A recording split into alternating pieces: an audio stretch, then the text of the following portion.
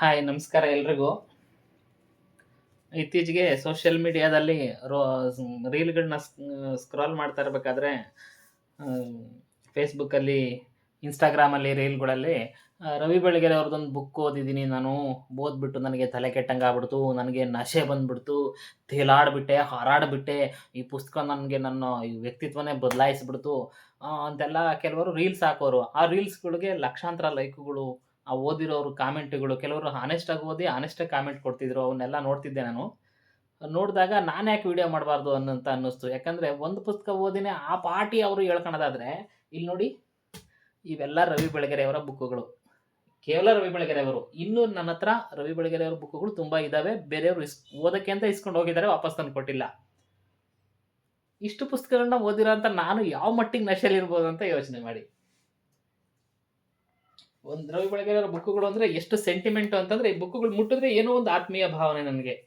ಈ ಪುಸ್ತಕಗಳನ್ನ ಹೆಂಗ್ ಓದಿದ್ದೆ, ಯಾವ ಮಟ್ಟಕ್ಕೆ ರವಿ ಬೆಳಗೆರೆ ಅವರು ನನಗೆ ಹುಚ್ಚತ್ತಿಸ್ಬಿಟ್ಟಿದ್ರು ಅಂತಂದ್ರೆ, ಅದನ್ನ ನಾನು ಹೇಳ್ಕೊಳ್ಳೇಬೇಕು ಅಂತ ಅನ್ಕೊಂಡು ಒಂದು ವಿಡಿಯೋ ಮಾಡಿದೆ. ನೋಡೋಣ ನನ್ನ ಮಾತಿನಲ್ಲಿ ಎಷ್ಟು ತೂಕ ಇದೆ ಅಂತ ತಿಳ್ಕೊಂಡು ಫಸ್ಟ್ ನಾನು ವಿಡಿಯೋ ಮಾಡ್ಕೊಳ್ಳೋಣ. ಆಮೇಲೆ ನಾನೇ ಆ ವಿಡಿಯೋನ ಒಂದ್ಸಲ ನೋಡೋಣ. ಇದನ್ನ ಶೇರ್ ಮಾಡ್ಬೋದು ಅಂತ ಅನ್ಸಿದ್ರೆ ಆಮೇಲೆ ಶೇರ್ ಮಾಡೋಣ ಅನ್ನೋ ಕಾರಣಕ್ಕೆ ರವಿ ಬೆಳಗೆರೆ ಅವ್ರ ಬುಕ್ಕುಗಳನ್ನೆಲ್ಲ ಮೇಲಿಂದ ಕೆಳಗೆ ಇಳಿಸ್ಕೊಂಡೆ. ಇನ್ನು ಮೇಲೆ ತುಂಬಾ ಬುಕ್ಕುಗಳಿದಾವೆ ನನ್ನ ಹತ್ರ. ಇದರಲ್ಲಿ ಕೇವಲ ರವಿ ಬೆಳಗೆರೆ ಬುಕ್ಕುಗಳು ಮಾತ್ರ 52 ಏನೋ ಇದಾವೆ. ಇನ್ನೂ ಸುಮಾರು ಬುಕ್ಕುಗಳು ಇಸ್ಕೊಂಡು ಹೋಗಿದ್ದಾರೆ, ಓದೋದಕ್ಕೆ ವಾಪಸ್ ತಂದ್ಕೊಟ್ಟಿಲ್ಲ. ಕೊಡ್ರಿ ಅಂತ ಈ ಮೂಲಕ ಕೇಳಿ, ವಿಡಿಯೋ ನೋಡಿರೋರು ಯಾರಾದರೂ ನನ್ನ ಪುಸ್ತಕಗಳನ್ನ ಇಸ್ಕೊಂಡೋಗಿ ವಾಪಸ್ ಕೊಡದೆ ಇಟ್ಕೊಂಡಿದ್ರೆ ದಯಮಾಡಿ ವಾಪಸ್ ತಂದ್ಕೊಡಿ ಕೊಡು ಅಂತಲೂ ಕೇಳ್ತಾ, ನಾನು ಒಂದು ದೀರ್ಘವಾದ ವಿಡಿಯೋ ಮಾಡಬೇಕು ರವಿ ಬೆಳಗೆರೆ ಅವ್ರ ಬಗ್ಗೆ ಅಂತ ಬಹಳ ದಿನದಿಂದ ಅನ್ಕೊಂತಿದ್ದೆ. ಯಾಕಂದ್ರೆ ನನ್ನ ಹತ್ರದಿಂದ ಬಲ್ಲವ್ರಿಗೆ ಎಲ್ರಿಗೂ ಗೊತ್ತು ನಾನು ರವಿ ಬೆಳಗೆರೆ ಅವರ ಎಂಥ ಅಭಿಮಾನಿ ಅಂತ. ಅಷ್ಟ ಅಭಿಮಾನಿ ಆಗಿದ್ದು ಕೂಡ ಇಂಥ ಸೋಷಿಯಲ್ ಮೀಡಿಯಾ ಜಮಾನದಲ್ಲೂ ಕೂಡ ನಾನು ರವಿ ಬೆಳಗೆರೆ ಅವ್ರನ್ನ ನಾನು ಇಂಥ ಅಭಿಮಾನಿಯಾಗಿ ಒಂದು ವಿಡಿಯೋ ಮಾಡಿಲ್ಲ ಅಂತಂದ್ರೆ ಅದು ಇದು ಕೇವಲ ನನ್ನ ಅಹಂಕಾರ ಅಲ್ಲ. ರವಿ ಬೆಳಗೆರೆ ಅವರ ಅಭಿಮಾನಿಗಳು ನಾವು ಎಷ್ಟು ಲಕ್ಷಾಂತರ ಜನ ರವಿ ಬೆಳಗೆರೆ ಅಭಿಮಾನಿಗಳಿದ್ದೀವಿ, ಅವರೆಲ್ಲರನ್ನು ಕನೆಕ್ಟ್ ಆಗೋದಕ್ಕೆ, ಎಮೋಷನಲಿ ಕನೆಕ್ಟ್ ಆಗೋದಕ್ಕೆ ಅಂತ ಒಂದು ವಿಡಿಯೋ ಮಾಡೋಣ ಅಂತ ಅಂದ್ಬಿಟ್ಟು ಮಾಡಕ್ಕೆ ಶುರು ಮಾಡಿದೆ. ರವಿ ಬೆಳಗೆರೆ ಅವರು ಅವರ ಹೆಸರು ಗೊತ್ತಿಲ್ದಿರೋರ್ಗೆ ತುಂಬಾ ಕಡಿಮೆ. ರವಿ ಬೆಳಗೆರೆ ಅವ್ರನ್ನ ಒಬ್ಬ ಟಿವಿ ಪರ್ಸನಾಲಿಟಿ ಆಗಿ ನೋಡಿರ್ತಕ್ಕಂಥ ಜನಗಳು ಜಾಸ್ತಿ ಇರ್ತೀರಾ. ಒಬ್ಬ ಲೇಖಕನಾಗಿ ರವಿ ಬೆಳಗೆರೆ ಅವ್ರನ್ನ ಪರಿಚಯ ಇರೋರು ತುಂಬಾ ಕಡಿಮೆ. ಆಗಿದ್ರು ಈಗ ಕಡಿಮೆ ಅಂತ ಅನ್ಕೊಂಡಿದ್ದೀನಿ. ರವಿ ಬೆಳಗೆರೆ ಅವರು ಮೊದಲು ಹಲವಾರು ಕಡೆ ಹಲವಾರು ಥರ ವೃತ್ತಿಗಳನ್ನ ಮಾಡಿ ಬಳ್ಳಾರಿಲಿದ್ದು ಅಲ್ಲೆಲ್ಲೋ ಕಾಲೇಜ್ ಪ್ರೊಫೆಸರ್ ಆಗಿ ಅಲ್ಲಿಂದ ವಿಜಯ್ ಯಾವುದು ಸಂಯುಕ್ತ ಕರ್ನಾಟಕ, ಕರ್ಮವೀರ ಈ ಥರದ ಪತ್ರಿಕೆಗಳೆಲ್ಲ ಕೆಲಸ ಮಾಡಿ ಕೊನೆಗೆ ಅವ್ರು ತನ್ನ 37-38ನೇ ವಯಸ್ಸಿನಲ್ಲಿ ಬೆಂಗಳೂರಿಗೆ ಬಂದು ಹಾಯ್ ಬೆಂಗಳೂರು ಅನ್ನೋ ಪತ್ರಿಕೆಯನ್ನು ಶುರು ಮಾಡ್ತಾರೆ. ಹಾಯ್ ಬೆಂಗಳೂರು ಅನ್ನೋ ಪತ್ರಿಕೆ ಆಗಿನ ಕಾಲದಲ್ಲಿ ಎಂಥ ಸುನಾಮಿ ಎಬ್ಸಿತ್ತು, ಎಂಥ ಕೋಟಿ ಲಕ್ಷಾಂತರ ಜನರನ್ನ ಅಭಿಮಾನಿಗಳನ್ನ ಸಂಪಾದಿಸ್ತು ಅಂತ ಆಗಿನ ಕಾಲದ ಹಾಯ್ ಬೆಂಗಳೂರು ಪೇಪರ್ನ ಬಹಳ ತೀವ್ರವಾಗಿ ಕಾಯ್ಕೊಂಡಿದ್ದು ಓದ್ತಾ ಇದ್ದಂಥ ಅಭಿಮಾನಿಗಳಿಗೆ ಅಷ್ಟೇ ಗೊತ್ತಾಗಕ್ಕೆ ಸಾಧ್ಯ. ಅಂಥ ಅಭಿಮಾನಿಗಳಲ್ಲಿ ನಾನು ಒಬ್ಬ. ನಾನು ಹಾಯ್ ಬೆಂಗಳೂರು ಪೇಪರ್ನ ಮೊದಲು ಓದಿದ್ದು ಹೆಚ್ಚು ಕಡಿಮೆ 8-9ನೇ ಕ್ಲಾಸಲ್ಲಿ ಓದ್ತಾ ಇದ್ದಾಗ ಅನಿಸುತ್ತೆ.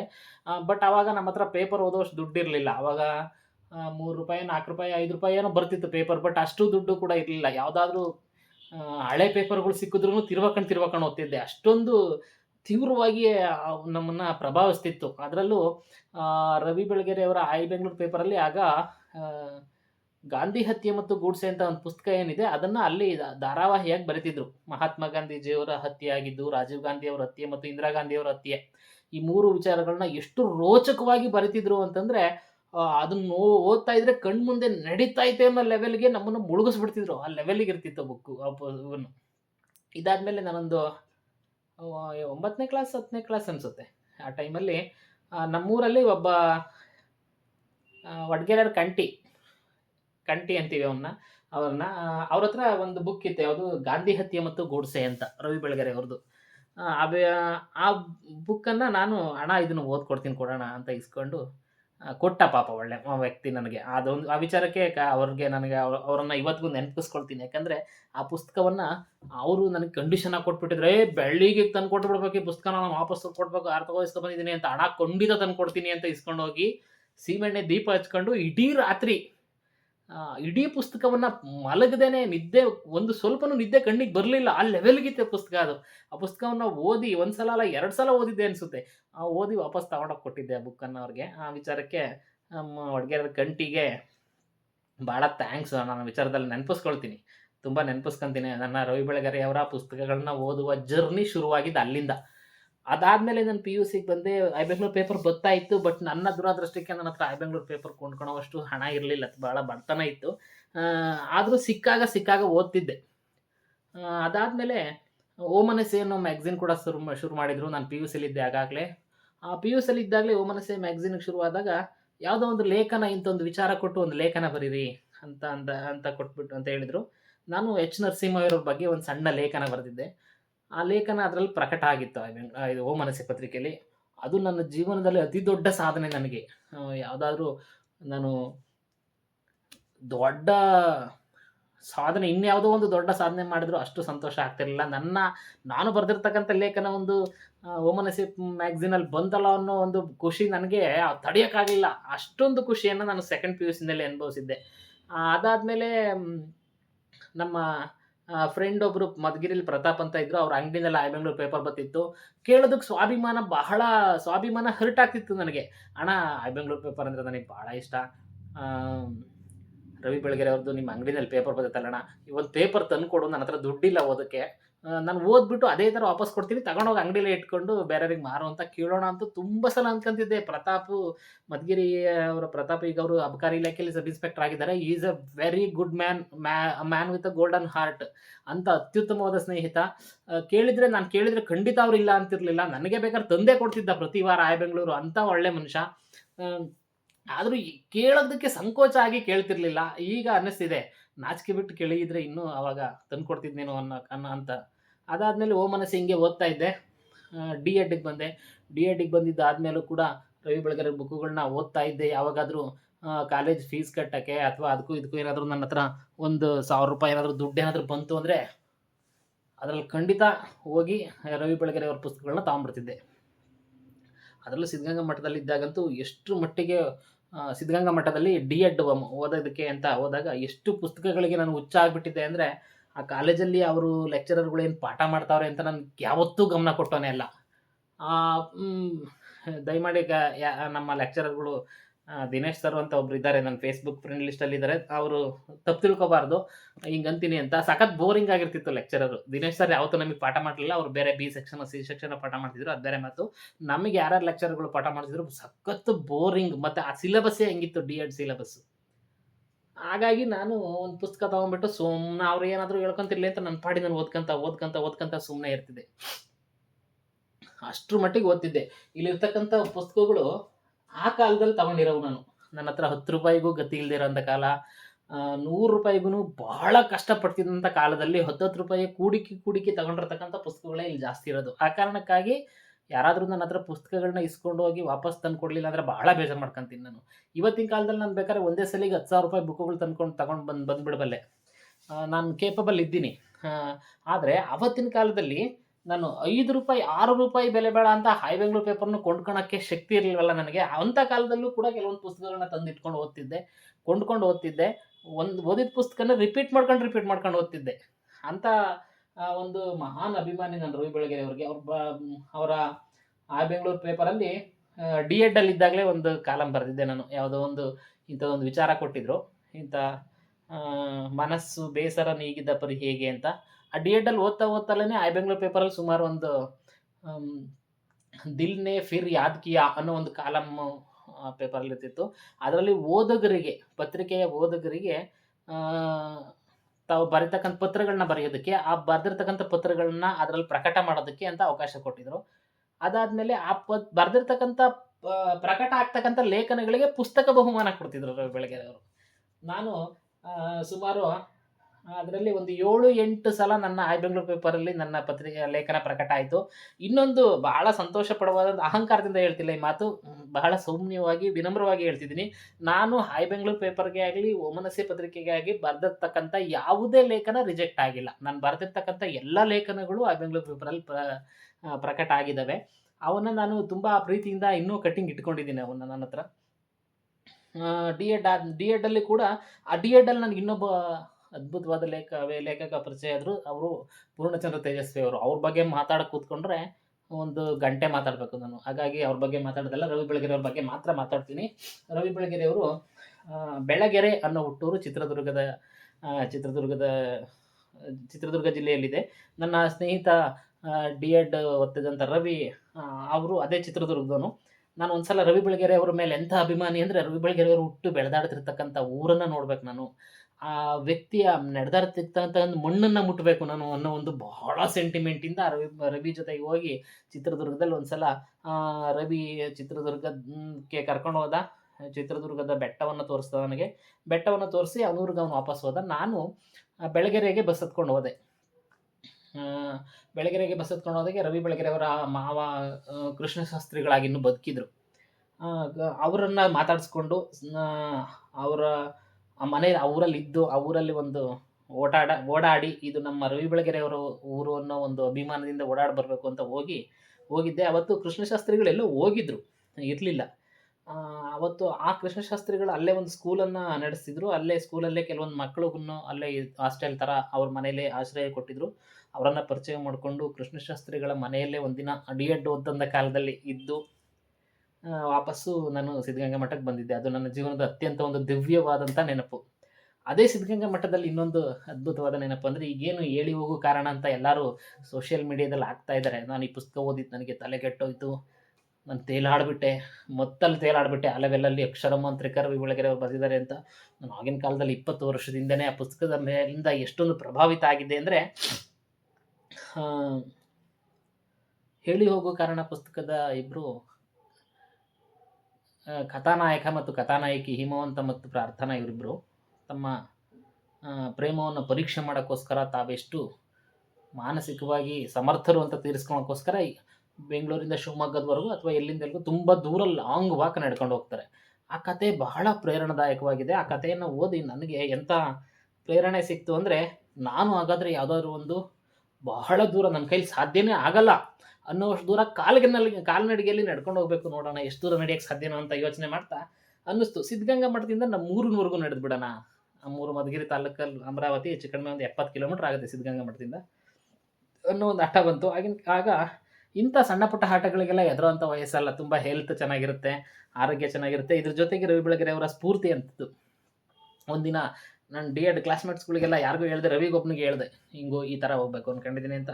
ಬೆಳಗಿನ ಜಾವ 4 ಗಂಟೆಗೆ ಹೊರಟು ಸಿದ್ಧಗಂಗಾ ಮಠ ಬಿಟ್ಟೆ. ಸಿದ್ಧಗಂಗಾ ಮಠದಿಂದ ಸೀದಾ ಕ್ಯಾತ್ಸಂದ್ರಕ್ಕೆ ಬಂದು, ಕ್ಯಾತ್ಸಂದ್ರದಿಂದ ಬಟವಾಡಿಗೆ ಬಂದು, ಬಟವಾಡಿಯಿಂದ ಬೈಪಾಸ್ ಹತ್ರ ಬಂದು ಯಲ್ಲಾಪುರಕ್ಕೆ ಕನೆಕ್ಟ್ ಆಗಿ ಯಲ್ಲಾಪುರದಿಂದ ನಡ್ಕೊಂಡು ಶುರು ಮಾಡಿದೆ. ಶುರು ಮಾಡಿ ಬೆಳಗ್ಗೆ 4 ಗಂಟೆಗೆ ನಡೆಯೋಕ್ಕೆ ಶುರು ಮಾಡಿದನು. ರಾತ್ರಿ ಒಂದು 9 ಗಂಟೆ ಅಷ್ಟೊತ್ತಿಗೆ 8:30 9 ಗಂಟೆ ಅಷ್ಟೊತ್ತಿಗೆ ನಮ್ಮೂರು ಅಮರಾವತಿಯನ್ನು ತಲುಪಿದೆ ನಡ್ಕೊಂಡೋಗಿ. ಬಹಳ ಸುಸ್ತಾಗ್ಬಿಟ್ಟಿತ್ತು. ಆ ಸುಸ್ತು ಹೇಳ್ಕೊಳಕ್ಕಾಗಲ್ಲ. 70 ಕಿಲೋಮೀಟ್ರ್ ಒಂದೇ ದಿನ ನಿರಂತರವಾಗಿ ನಡೆಯೋದ್ರ ಸುಸ್ತು ಏನು ಅಂತ 70 ಕಿಲೋಮೀಟ್ರ್ ನಡೆದಿರೋರ್ಗೆ ಅಷ್ಟೇ ಗೊತ್ತಾಗಕ್ಕೆ ಸಾಧ್ಯ. 70 ಕಿಲೋಮೀಟ್ರ್ ನಡೆಸಿದಂಥ ವ್ಯಕ್ತಿ ನನ್ನನ್ನು ಈತ ರವಿ ಬೆಳಗೆರೆ ಅವರು. ಈತ ನನಗೆ ತಂದೆ ಈತ ಅಂತ ಅನ್ಲೇಬಾರ್ದು ನಾನು, ಇವರು ಅಂತ ಬಹಳ ಗೌರವದಿಂದ ಹೇಳಲೇಬೇಕು. ಯಾಕಂದರೆ ನನ್ನ ತಂದೆಯನ್ನು ಕಳ್ಕೊಂಡಾಗಲೂ ಕೂಡ ನನಗೆ ಅಷ್ಟು ದುಃಖ ಆಗಲಿಲ್ಲ. ರವಿ ಬೆಳಗೆರೆ ಅವರು ನಮ್ಮ ಜೊತೆ ಇಲ್ಲ ಅಂತ ತಿಳ್ಕೊಂಡಾಗ ನನಗೆ ಕಣ್ಣೀರು ನನ್ನ ಕೈಲಿ ತಡೆಯೋಕ್ಕಾಗಲಿಲ್ಲ. ಆ ಮಟ್ಟಕ್ಕೆ ಡಿಪ್ರೆಸ್ ಆಗಿಬಿಟ್ಟೆ ನಾನು. ತುಂಬ ಫಾಸ್ಟಾಗಿ ಮಾತಾಡ್ತಿದ್ದೀನಿ ನಾನು. ಈ ಪುಸ್ತಕಗಳ ಬಗ್ಗೆ ಹೇಳ್ತಾ ಹೋದರೆ, ರವಿ ಬೆಳಗೆರೆ ಅವರು ಬಾಟಮ್ ಐಟಮ್ ಅಂತ ಒಂದು ಬೆಂಗಳೂರಲ್ಲಿ ಪತ್ರಿಕೆಯಲ್ಲೇ ಬರೆದಿದ್ದಂಥ ಕೆಲವೊಂದು ಲೇಖನಗಳನ್ನ ಪುಸ್ತಕಗಳನ್ನು ಮಾಡಿ ಬಾಟಮ್ ಐಟಮ್ ಅಂತ ಒಂದಿತ್ತು. ಆಮೇಲೆ ಖಾಸ್ ಬಾತ್ ಅಂತ ಒಂದು ಬರೆಯೋರು. ಅವ್ರು ಬರೆದಿದ್ದಂಥ ಲೇಖನಗಳು ಒಂದೊಂದಲ್ಲ. ಯಾವತ್ತು ಕಾರ್ಗಿಲ್ ಯುದ್ಧ ಭಾರತ ಪಾಕಿಸ್ತಾನದಕ್ಕೆ ಮಧ್ಯೆ ಕಾರ್ಗಿಲ್ ಯುದ್ಧ ನಡೆಯುವಾಗ ಕಾರ್ಗಿಲ್ ಯುದ್ಧ ಭೂಮಿಗೆ ಹೋಗಿ ವರದಿ ಮಾಡಿದಂಥ ತುಂಬ ಧೈರ್ಯವಂತ ಕನ್ನಡ ಪತ್ರಕರ್ತರು ಇವರು.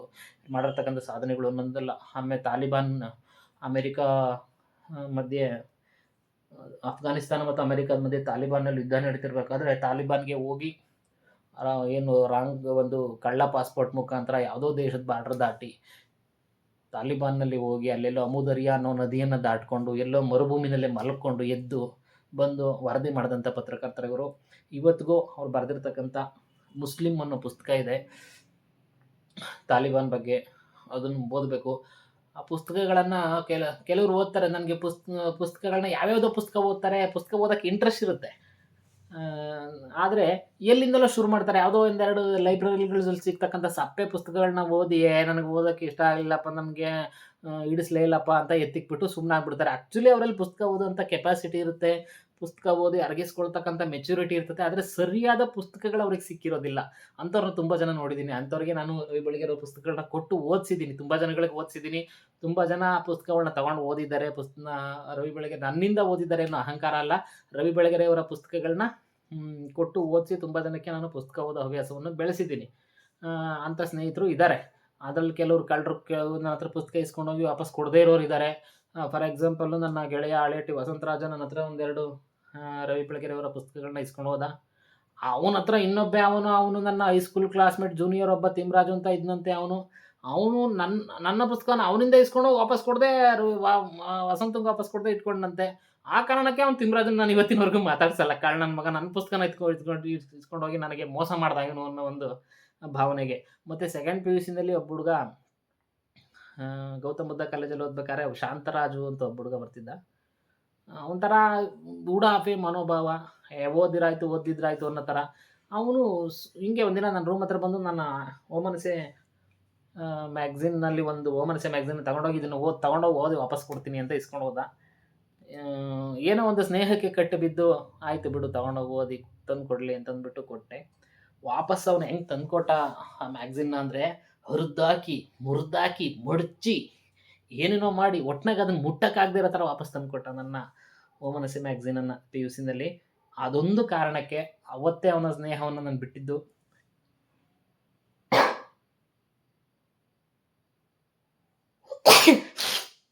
ಸಾರಿ, ಇವತ್ತಿಗೂ ಕೂಡ ಅವನು ಎದುರು ಸಿಕ್ಕಿರು ನನಗೆ ಮಾತಾಡಬೇಕು ಅಂತ ಅನ್ಸಲ್ಲ. ಯಾಕಂದರೆ ಆ ಎಳೆ ಮನಸ್ಸಿನಲ್ಲಿ ನಾನು ರವಿ ಬೆಳಗೆರೆ ಅವರ ಬಗ್ಗೆ ಇಟ್ಟಂಥ ಸೆಂಟಿಮೆಂಟನ್ನು ಅವನು ಎಷ್ಟೊಂದು ಅವಮಾನಿಸ್ಬಿಟ್ಟಿದ್ದ ಅಂದರೆ ಓಮನಸೆ ಮ್ಯಾಗ್ಝಿನನ್ನು ಮಡಚಿ ತಿರ್ಚಿ ಅದು ಇವತ್ತಿಗೂ ನನ್ನ ಕೈಲಿ ಮರೆಯೋಕ್ಕಾಗಲ್ಲ. ಓಮನಸೆ ಮ್ಯಾಗ್ಝಿನ್ಸು ಇದ್ದಾವೆ, ನನ್ನ ಹತ್ರ ತುಂಬ ಇದ್ದಾವೆ, ಮೇಲಿದ್ದಾವೆ, ಈಗಲೂ ಕೂಡ ಇಟ್ಕೊಂಡಿದ್ದೀನಿ. ಬೆಳಗೆರೆ ಅವರು ಪುಸ್ತಕಗಳು ಒಂದೊಂದಲ್ಲ. PUCನಲ್ಲಿದ್ದಾಗ ರವಿ ಹಿಮಾಲಯನ್ ಬ್ಲೆಂಡರ್ ಅನ್ನೋ ಪುಸ್ತಕ ಓದಿ ನಾನು ಓದಿದಂಥ 2ನೇ ಪುಸ್ತಕ ಅನಿಸುತ್ತೆ ರವಿ ಬೆಳಗೆರೆ ಅವ್ರದ್ದು. ಹಿಮಾಲಯನ್ ಬ್ಲೆಂಡರು PUC ಓದ್ತಕ್ಕಂಥ ಎಲ್ಲ ಮಕ್ಕಳು ಕೂಡ ಓದಬೇಕಾದಂಥ ಪುಸ್ತಕ. ನಾನು ನನ್ನ ಎಲ್ಲ ಸ್ನೇಹಿತರಿಗೂ ಹಿತೈಷಿಗಳಿಗೂ ನಾನು ಸಜೆಸ್ಟ್ ಮಾಡ್ತಿರ್ತೀನಿ, ನಿಮ್ಮ ಮಕ್ಕಳಿಗೆ ಹಿಮಾಲಯನ್ ಬ್ಲೆಂಡರ್ ಪುಸ್ತಕ ಕೊಟ್ಟು ಓದಿಸಿ. ಎಷ್ಟೋ ಜನ ನನ್ನ ಸ್ನೇಹಿತರಿಗೆ ನಾನೇ ಹಿಮಾಲಯನ್ ಬ್ಲೆಂಡರ್ ಪುಸ್ತಕವನ್ನು ಗಿಫ್ಟ್ ಮಾಡಿದ್ದೀನಿ. ಯಾಕಂದರೆ ಯಾವುದು ಓದಿದ್ರೂ ಹಿಮಾಲಯನ್ ಬ್ಲೆಂಡರ್ ಪುಸ್ತಕವನ್ನು ಓದಲೇಬೇಕೆಲ್ಲರೂ. ಅಂಥ ಮಹಾನ್ ಓದ್ತಾ ಇದ್ದರೆ ಕಣ್ಣಲ್ಲಿ ನೀರು ಬರದೇ ಇರೋಕ್ಕೆ ಸಾಧ್ಯನೇ ಇಲ್ಲ ಅಂಥ ಪುಸ್ತಕವನ್ನು ನಾನು PUCನಲ್ಲೇ ಓದಿ ಬಹಳ ಆವೇಶಕ್ಕೆ ಒಳಗಾಗ್ಬಿಟ್ಟಿದ್ದೆ, ಬಹಳ ಎಮೋಷನಲ್ ಆಗಿಬಿಟ್ಟಿದ್ದೆ. ಆ ಪುಸ್ತಕವನ್ನು ಓದಿ 1962ನೇ ಇಸ್ವಿನಲ್ಲಿ ಭಾರತ ಮತ್ತು ಚೀನಾ ದೇಶದ ಮಧ್ಯೆ ಯುದ್ಧ ಏನಾಗುತ್ತೆ, ಆ ಯುದ್ಧದಲ್ಲಿ ಭಾರತ ಸೋಲೋದಷ್ಟೇ ಇಲ್ಲ, ಸಾವಿರಾರು ಜನ ನಮ್ಮ ಭಾರತದ ಸೈನಿಕರು ಸತ್ತೋಗ್ತಾರೆ. ಯಾವ ಕಾರಣಕ್ಕೆ ಯುದ್ಧ ಸೋಲ್ಬೇಕಾಗಿ ಬಂತು ಅಂತಂದ್ಬಿಟ್ಟು ಆ ಯುದ್ಧದಲ್ಲೇ ಭಾಗವಹಿಸಿದ್ದಂತಹ ಬ್ರಿಗೇಡಿಯರ್ ಜಾನ್ P. ದಳ್ವಿ ಅನ್ನೋರು ಹಿಮಾಲಯನ್ ಬ್ಲೆಂಡರ್ ಅನ್ನೋ ಪುಸ್ತಕವನ್ನು ಇಂಗ್ಲೀಷಲ್ಲಿ ಬರೆದಿರ್ತಾರೆ. ಅದನ್ನು ಓದಿ ಬಹಳ ಎಮೋಷ್ನಲ್ ಆಗಿಬಿಡ್ತಾರೆ ರವಿ ಬೆಳಗೆರೆ ಅವರು. ಬಹಳ ಎಮೋಷ್ನಲ್ ಆಗಿ ಕಣ್ಣೀರು ಹಾಕ್ಕೊಂಡು ಆ ಪುಸ್ತಕದ ಒಂದೊಂದು ಪುಟಗಳನ್ನು, ಒಂದೊಂದು ಪಾಯಿಂಟ್ಗಳನ್ನ, ಒಂದೊಂದು ಅಧ್ಯಾಯಗಳನ್ನ ಕನ್ನಡಕ್ಕೆ ಅನುವಾದ ಮಾಡಿ ಹೈ ಬೆಂಗಳೂರು ಪೇಪರಲ್ಲಿ ಅವಾಗ ಬರೀತಿದ್ರು. ಅವನ್ನು ಓದಿ ನಮಗೂ ಕಣ್ಣಲ್ಲಿ ನೀರು ಬರ್ತಿತ್ತು. ಈ ಪುಸ್ತಕವನ್ನು ಮೊದಲು ಬಿಡುಗಡೆ ಮಾಡಿ ನಾವು ಓದ್ತೀವಿ ಅಂತ. ಹಾಗಾಗಿ ರವಿ ಬೆಳಗೆರೆ ಅವರು ಏನೇ ಬರೆದ್ರು ಚಿನ್ನ ರೀ, ಅದು ಚಿನ್ನ ಅಂತ. ಒಬ್ಬ ಬೆಳಗೆರೆಯವರ ಪುಸ್ತಕಗಳನ್ನ ಎಲ್ಲರೂ ಓದಬೇಕು. ಯಾರ್ಯಾರು ಅಟ್ಲೀಸ್ಟ್ ಕನ್ನಡ ಸಾಹಿತ್ಯದ ಮೇಲೆ ಯಾರ್ಯಾರಿಗೆ ಪ್ರೀತಿ ಇದೆ ಅವರು ಎಲ್ಲವನ್ನೂ ಓದೋಕ್ಕಾಗದೇ ಇದ್ರೂ ಫಸ್ಟು ನಾನು ಎಲ್ಲರಿಗೂ ರೆಕಮೆಂಡ್ ಮಾಡೋದಷ್ಟೇ, ನೀವು ಪುಸ್ತಕ ಓದಬೇಕು ಅನ್ನಂಗಿದ್ರೆ ಫಸ್ಟು ತಿನ್ನೋರು ಫಸ್ಟು ಚೆನ್ನಾಗಿರೋ ಊಟವನ್ನು ತಿಂದು ಅಭ್ಯಾಸ ಮಾಡ್ಕೋಬೇಕು. ಹಾಗೆ ರುಚಿಯಾದ ಆಹಾರವನ್ನು ತಿನ್ನಬೇಕು. ಆಮೇಲೆ ಉಳಿದವು ಹೆಂಗೆ ತಿಂದರೂ ನಡೆಯುತ್ತೆ, ಒಂಚೂರು ಹೆಚ್ಚು ಕಡಿಮೆ ಇದ್ರೂ ನಡೆಯುತ್ತೆ. ಹಾಗಾಗಿ ಸಾಹಿತ್ಯವನ್ನು ಓದಿ ಪುಸ್ತಕಗಳನ್ನು ಓದಬೇಕು ಅನ್ನೋ ಅಭ್ಯಾಸ ಮಾಡ್ಕೊಳೋರು, ಅಥವಾ ನಮ್ಮ ಮಕ್ಕಳಿಗೆ, ನಮ್ಮ ವಿದ್ಯಾರ್ಥಿಗಳಿಗೆ ಪುಸ್ತಕಗಳನ್ನು ಓದೋದನ್ನು ಕಲಿಸ್ಬೇಕು ಅನ್ನೋ ಆಶಯ ಇರತಕ್ಕಂಥ ಪ್ರತಿಯೊಬ್ಬರಿಗೂ ನಾನು ಹೇಳೋದಷ್ಟೇ, ರವಿ ಬೆಳಗೆರೆಯವರ ಪುಸ್ತಕಗಳಿಂದ ಶುರು ಮಾಡಿ ಪುಸ್ತಕಗಳನ್ನ ಓದಿಸೋದಕ್ಕೆ ಅಲ್ಲಿಂದ ನಿಜವಾದ ಹುಚ್ಚು ಹಿಡಿಯುತ್ತೆ. ಮೊದಲಿಗೆ ಹುಚ್ಚು ಬಿಟ್ಟು ಹೋಗೋದಿಲ್ಲ. ರವಿ ಬೆಳಗೆರೆಯವರ ಪುಸ್ತಕಗಳನ್ನ ನಾನು ಇಲ್ಲಿ ಇರತಕ್ಕಂಥ 50 ಪುಸ್ತಕಗಳನ್ನ ಇವತ್ತು ಓದಿದ್ದೀನಿ. ಆದರೆ ಕೆಲವೊಂದು ಪುಸ್ತಕಗಳನ್ನ 4-5 ಸಲ ಓದಿದ್ದೀನಿ. ಯೋಚನೆ ಮಾಡಿ, ಒಂದೊಂದು ಪುಸ್ತಕನ 5-5 ಸಲ ಓದಿದ್ದೀನಿ ಅಂದರೆ ಅವು ಎಷ್ಟೊಂದು ಪ್ರಭಾವಕ್ಕೆ ಒಳಗಾಗಿರ್ಬೋದು ನಾನು ಅಂತ. ಒಂದು ಸಲ ಓದಿ ಬಿಟ್ಟಿರೋಂಥ ಪುಸ್ತಕ ಯಾವುದೂ ಇಲ್ಲ ಇದರಲ್ಲಿ. ಮಿನಿಮಮ್ 1 ಸಲ ಅಂತೂ ಅಲ್ವೇ ಇಲ್ಲ. ಮಿನಿಮಮ್ 2 ಸಲ ಅಂತೂ ಓದಿರ್ತೀನಿ. ಮ್ಯಾಕ್ಸಿಮಮ್ 5-6 ಸಲ ಕೆಲವೊಂದು ಪುಸ್ತಕಗಳನ್ನ ಓದಿದ್ದೀನಿ. ಅದರಲ್ಲೂ ಈ ಪಾಪಿಗಳ ಲೋಕದಲ್ಲಿ ಅನ್ನೋ ಒಂದು ಪುಸ್ತಕ ಇದೆ. ಇದರಲ್ಲಿ ನಿಮಗೆ ಹೇಳ್ಬೇಕು, ಎಲ್ಲಿಟ್ಟೆ ಅದನ್ನ, ಇಲ್ಲಿದೆ.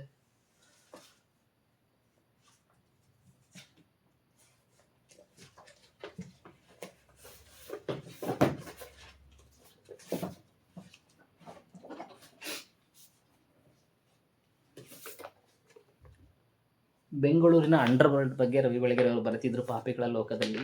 ಬೆಂಗಳೂರಿನ ಅಂಡರ್‌ವರ್ಲ್ಡ್ ರೌಡಿಗಳನ್ನೇ ನೇರವಾಗಿ ಹೋಗಿ ಅವರನ್ನು ಇಂಟರ್ವ್ಯೂ ಮಾಡಿ, ಅವ್ರ ಜೊತೆ ಓಡಾಡಿ, ಅವ್ರ ಜೊತೆ ಒಡನಾಟ ಆಡಿ, ಅವರ ಮನಸ್ಸಿನ ಭಾವನೆಗಳನ್ನ, ಅವ್ರು ಮಾಡಿದಂಥ ಕ್ರೈಮನ್ನು, ಅವರೆಂಥ ಕೆಟ್ಟ ಕ್ರಿಮಿನಲ್ಗಳು ಅನ್ನೋದನ್ನು ಎಷ್ಟು ಚೆನ್ನಾಗಿ ಬರೆದಿದ್ರು ಅಂದರೆ, ಈ ಪುಸ್ತಕವನ್ನು ಅದೆಷ್ಟು ಸಲ ತಿರುವಾಕೊಂಡು ಓದ್ಬಿಟ್ಟಿದ್ದೀನಿ. ಮನುಷ್ಯನ ಸ್ವಭಾವಗಳು ಅದ್ರಲ್ಲಿ ಬಹಳ ಚೆನ್ನಾಗಿ, ಮನುಷ್ಯನ ಸ್ವಭಾವವನ್ನು ರವಿ ಬೆಳಗೆರೆಯವರಷ್ಟು ಚೆನ್ನಾಗಿ ಅರ್ಥ ಮಾಡಿಸೋರು ಬಹುಶಃ ಯಾರೂ ಇರೋಕ್ಕಿಲ್ಲ. ಇನ್ನೂ ಧೈರ್ಯವಾಗಿ ಹೇಳಬೇಕು ಅಂದರೆ, ರವಿ ಬೆಳಗೆರೆಯವರಂಥ ಲೇಖಕ, ರವಿ ಬೆಳಗೆರೆಯವರಂಥ ಪತ್ರಕರ್ತ ಜಗತ್ತಿನ ಯಾವುದೇ ಭಾಷೆಯಲ್ಲೂ ಇರೋದಕ್ಕೆ ಸಾಧ್ಯನೇ ಇಲ್ಲ. ಇದನ್ನು ನಾನು ಓಪನ್ನಾಗಿ ಹೇಳ್ತಿದ್ದೀನಿ, ಚಾಲೆಂಜಾಗಿ ಹೇಳ್ತಿದ್ದೀನಿ. ರವಿ ಬೆಳಗೆರೆಯವರಂಥ ಆಳವಾದ ಲೇಖಕನ ಜಗತ್ತಿನ ಯಾವುದೇ ಭಾಷೆಯಲ್ಲಿ ಕೂಡ ನಾವು ನೋಡೋದಕ್ಕೆ ಸಾಧ್ಯ ಆಗಲ್ಲ. ರವಿ ಬೆಳಗೆರೆಯವರ ಪೊಲಿಟಿಕಲ್ ವ್ಯೂಸ್ ಬೇರೆ. ನಾನು ಪೊಲಿಟಿಕಲ್ ವ್ಯೂಸ್ ಬಗ್ಗೆ ಮಾತಾಡಲ್ಲ. ನಾನೊಬ್ಬ ಸರ್ಕಾರಿ ನೌಕರನಾಗಿ ರವಿ ಬೆಳಗೆರೆಯವರು ರಾಜಕಾರಣಿಗಳನ್ನ ಹೆಂಗೆ ಒಗೆದು ಬಿಸಾಕ್ತಿದ್ರು ಅಂತ ಬೆಂಗಳೂರು ಪೇಪರ್ ಓದಿರೋರಿಗೆ ಅಷ್ಟೇ ಗೊತ್ತು. ರವಿ ಬೆಳಗೆರೆಯವರು ಅಧಿಕಾರದಲ್ಲಿರ್ತಕ್ಕಂಥ ಮುಖ್ಯಮಂತ್ರಿಯನ್ನೇ ಕೆಡವಿ ಒಗೆದಾಕ್ಬಿಡೋರು. ಅಂಥ ಧೈರ್ಯವಂತ ಇರ್ತಕ್ಕಂಥ ಲೇಖಕ. ಹಾಗಾಗಿ ಅದ್ರ ಬಗ್ಗೆ ನಾನು ಮಾತಾಡಬಾರ್ದು. ನನಗೆ ಮಾತಾಡೋದಕ್ಕೆ ಲಿಮಿಟೇಷನ್ಸ್ ಇದ್ದಾವೆ. ನಾನೊಬ್ಬ ಸರ್ಕಾರಿ ನೌಕರಾಗಿ ಸರ್ಕಾರದ ವಿರುದ್ಧ, ಅಧಿಕಾರದಲ್ಲಿರೋರ ವಿರುದ್ಧ ನಾನು ಮಾತಾಡಬಾರ್ದು. ಆದರೆ ನನಗೆ ಗೊತ್ತಿದೆ, ರವಿ ಬೆಳಗೆರೆಯವರ ಪುಸ್ತಕಗಳನ್ನ ಓದಿದಂಥ ಪ್ರತಿಯೊಬ್ಬರಿಗೂ ಒಂದು ಅಭಿಪ್ರಾಯ ಅನ್ನೋದು ಮೂಡುತ್ತೆ. ನಾನು ಕೇವಲ ಒಬ್ಬ ರವಿ ಬೆಳಗೆರೆಯನ್ನು ಒಬ್ಬ ಲೇಖಕರನ್ನಾಗಿ ಮಾತ್ರ ನಿಮಗೆ ಪರಿಚಯ ಮಾಡಿಸ್ಕೊಡೋಕೆ ಇಷ್ಟಪಡ್ತಿದ್ದೀನಿ. ರವಿ ಬೆಳಗೆರೆಯವ್ರನ್ನ ಟಿ ವಿಲಿ ನೋಡಿರ್ತೀರ, ಕ್ರೈಮ್ ಡೈರಿ ಅದು ಇದು ನೋಡಿರ್ತೀರ, ಮನಸ್ಸೇನು ಆಡಿಯೋ CD ನೋಡಿರ್ತೀರ. ನಾನು ಕ್ರೈಮ್ ಡೈರಿ ಅಷ್ಟಾಗಿ ನೋಡಿಲ್ಲ, ಯಾಕಂದರೆ ನಮ್ಮೂರಲ್ಲಿ ಟಿ ವಿನೇ ಇರಲಿಲ್ಲ. ಅದರಲ್ಲೂ ರವಿ ಬೆಳಗೆರೆಯವರ ಕಾರ್ಯಕ್ರಮ ಏನು ಬರ್ತಿತ್ತು, ಉದಯ TV ಅದು ಯಾವುದೋ ಆ ಥರದ ಚಾನಲ್ಗಳು ಯಾವುದು ನಮ್ಮ ಊರಲ್ಲಿ ಬರ್ತಿರಲಿಲ್ಲ. ಅಥವಾ ಅವರು ಆ ಚಾನಲ್ ಬರೋ ಟೈಮ್ಗೆ ನಾವು ಹೊರಗಡೆ ಹೋಗಿ ಹಾಸ್ಟೆಲಲ್ಲಿ ಅಲ್ಲಿ ಇಲ್ಲಿ ಫ್ಯಾಕ್ಟ್ರಿನಲ್ಲಿ ದುಡಿಯೋದಕ್ಕೆ ಓದೋಕ್ಕೆ ಹೋಗ್ತಾ ಇದ್ವಿ. ಹಾಗಾಗಿ ನೋಡೋದಕ್ಕೆ ಅವಕಾಶ ಆಗಿಲ್ಲ. ರವಿ ಬೆಳಗೆರೆಯವರು ಒಬ್ಬ ಲೇಖಕನಾಗಿ ಮಾತ್ರ ನನಗೆ ಬಹಳ ತಿಳ್ಕೊಂಡಿದ್ದೀನಿ, ಬಹಳ ಓದಿದ್ದೀನಿ. ನಾನು ಫಸ್ಟ್ PUC ಮುಗಿಸಿ ಸೆಕೆಂಡ್ PUC ಹೋಗೋ ಮಧ್ಯೆ, ಫಸ್ಟ್ ಇಯರ್ PUC ಮುಗಿಸಿ ಸೆಕೆಂಡ್ PUC ಹೋಗೋ ಮಧ್ಯೆ ರಜದಲ್ಲಿ, ಸೆಕೆಂಡ್ PUCಗೆ ಕಾಲೇಜ್ಗೆ ಹೋಗೋದಕ್ಕೆ ನನ್ನ ಹತ್ರ ಫೀಸ್ ಕಟ್ಟೋಕ್ಕೆ ದುಡ್ಡು ಇರಲಿಲ್ಲ. ಅಂಥ ಟೈಮಲ್ಲಿ ಈ ರಜದಲ್ಲಿ ಎಲ್ಲಾದರೂ ಹೋಗಿ ಏನಾದರೂ ಸ್ವಲ್ಪ ದುಡ್ಕೊಂಬರೋಣ ಅಂತ ತುಮಕೂರಿಗೆ ಹೋಗಿದ್ದೆ.